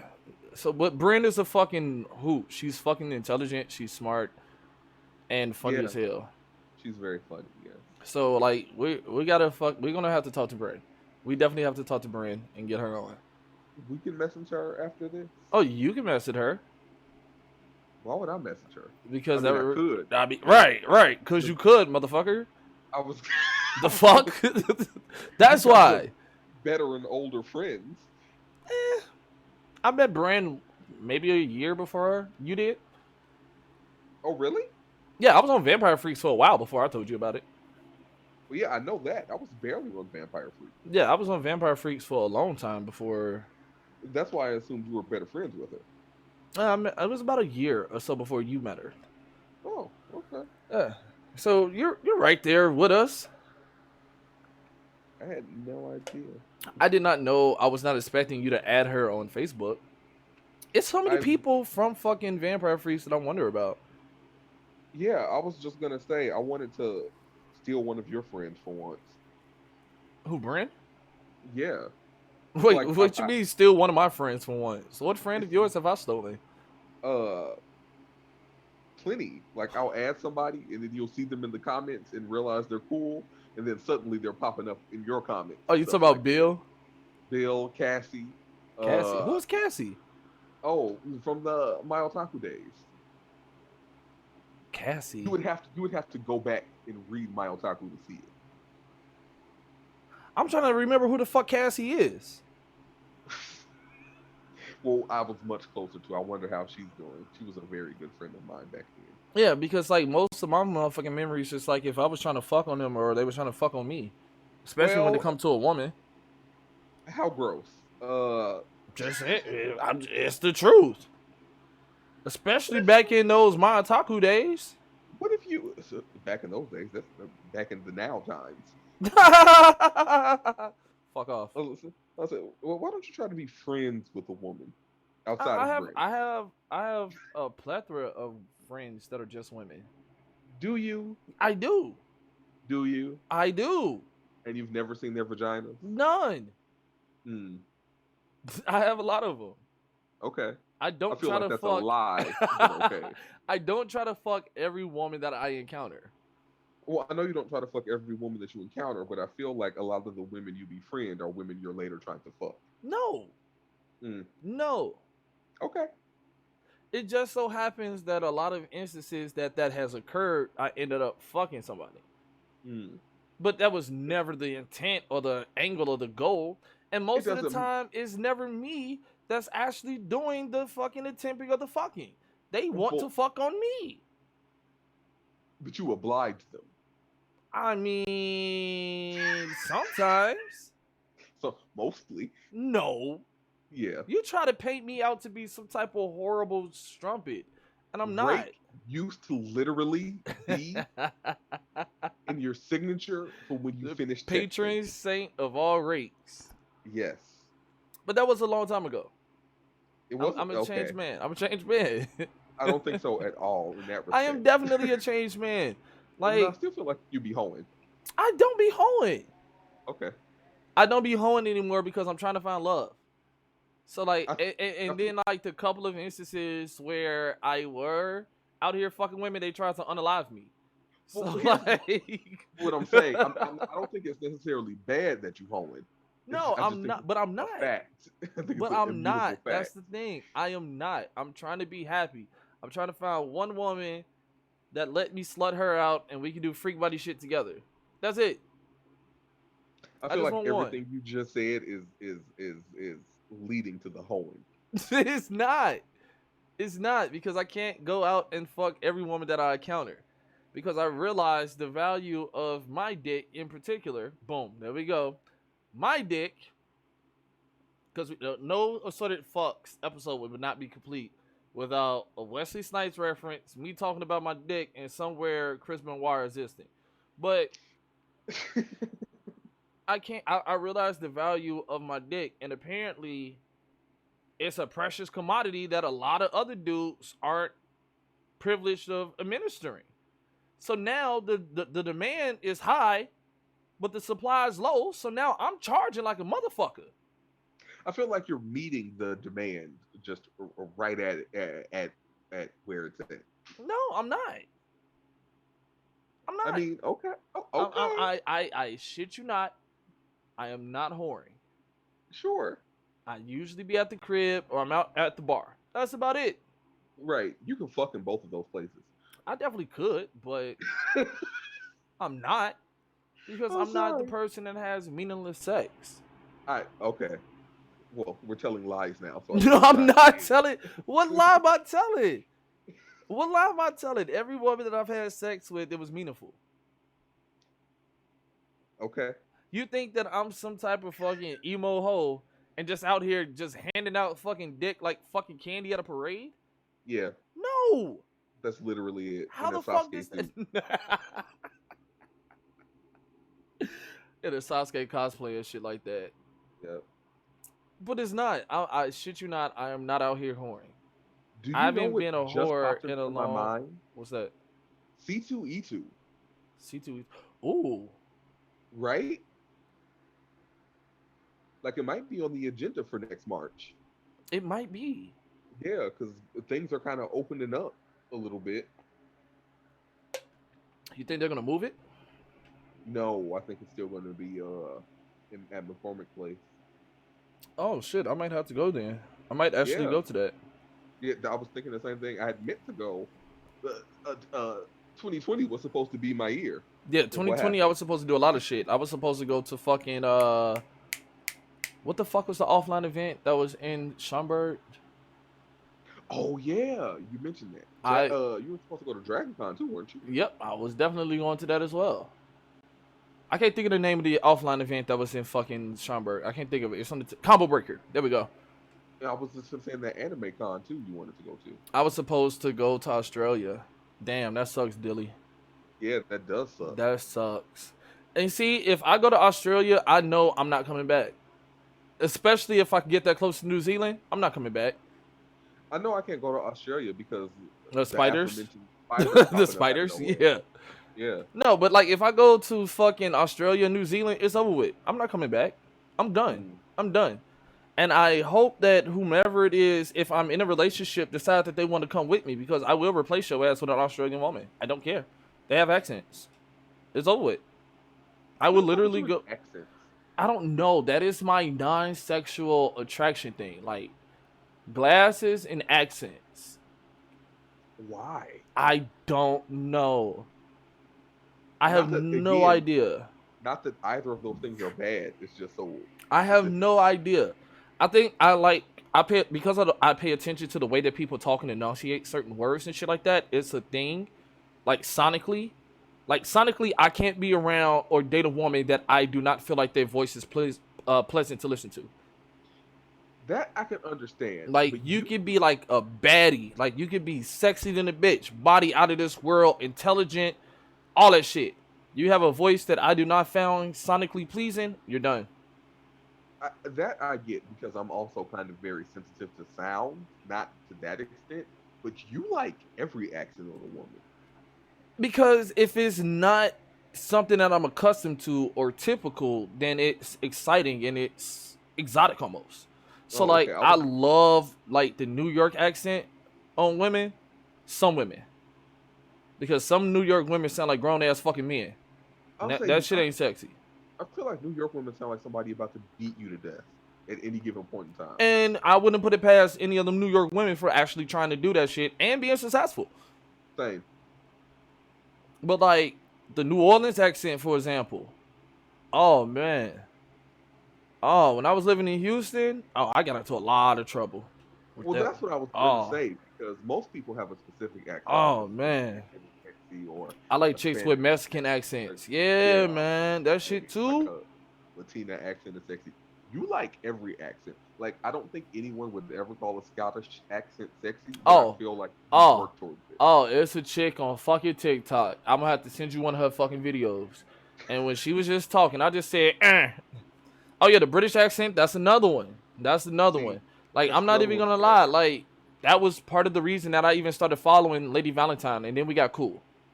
And now it's not, that attraction isn't necessarily there for Lady Valentine, but like I heard her talk, and I'm like, follow. Most people don't like every accent, but you like every accent. I don't think that, I'm trying to think of what is an accent that I've heard that I did not like. None. That's what I'm saying. I don't like Valley Girls. That's not really an accent. That's more of a tone, though. That's like what you said, sonically pleasing tone. Yeah. Oh, well, then that's not it. Because it's just high and whiny. It sounds like a baby whiny. Like, don't come over here being a Visco girl. I'm gonna hurt your feelings. Don't do that to yourself. Like, Kimberly from Power Rangers is the Yeah. Oh. exception. Oh. Yeah. No. No, she's not. I hated her talk. Did you? Like the Valley of California. Hell no. Yeah, that's what I'm talking about, Dilly. Yeah. I don't Yeah. do. I That's don't the deal thing. with Valley girls. No. Hell no. No. But Like I don't think Kimberly Valley Girls talking exist was not anymore. what it was at, bro. Not at all. No. And then like people be Okay. saying that I got a fucking accent and shit, and I don't have one. What kind of accent? I don't know. Not a Chicago accent. No, I don't. I don't even talk like I do talk like motherfuckers from Chicago, but I don't sound like motherfuckers from Chicago. I mean, you talk Sometimes. like Sometimes. black dudes from Chicago, but that's because you're a black dude from Chicago. Yeah. But You don't like, have like that Chicago accent where they're like, "Oh my god." yeah. Or they put Yeah. extra emphasis on everything. You know what I'm saying? Like, yeah. Well, I got told by this one chick that people from Chicago are country city niggas. Hearing my voice on here and hearing how country I sound, I wish I could disagree.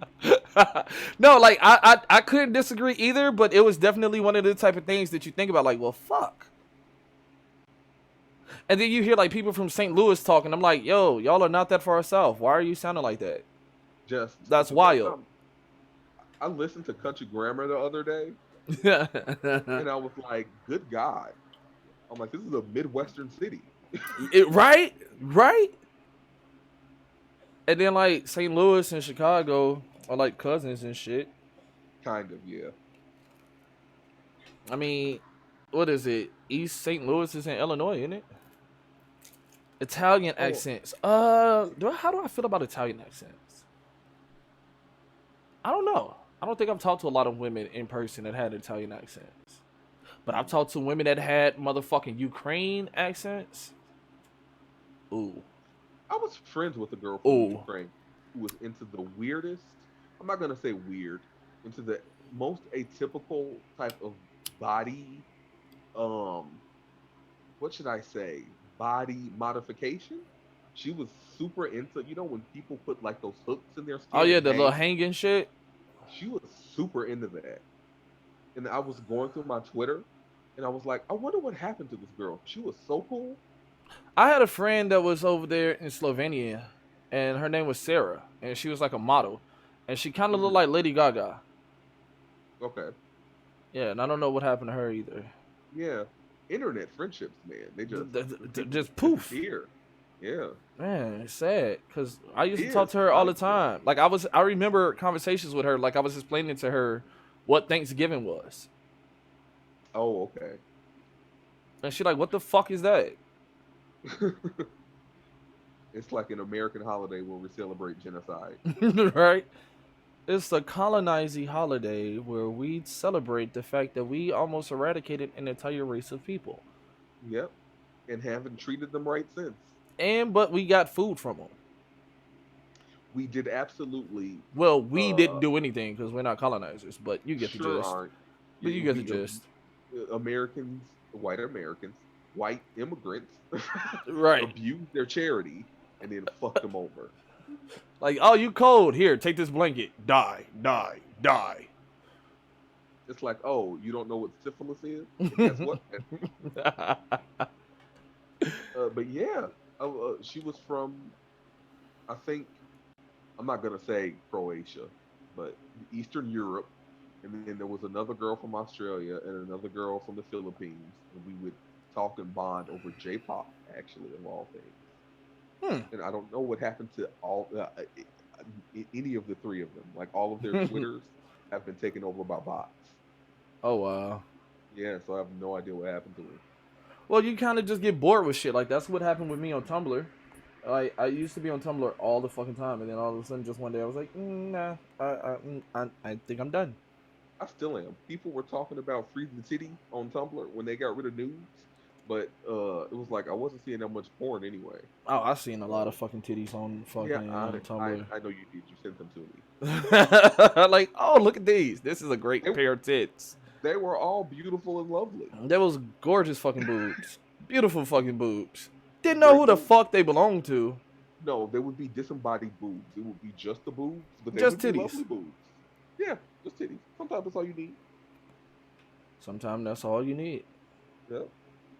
Long live Jade saying thank you to Hijinks ugly ass for the sub. Yeah, yeah. Fuck, man. I wish that I would have got a chance to meet a lot more of these people that I met online too. Same. Like Bianca. So, yeah, this has been Assorted Fucks, you guys. Your favorite drunk commentator, mayor of mid-tier, Stylucci, and Oh man. Okay, so we're gonna close it out. I'm gonna do it. I'm gonna do it. We gonna close this episode out, man.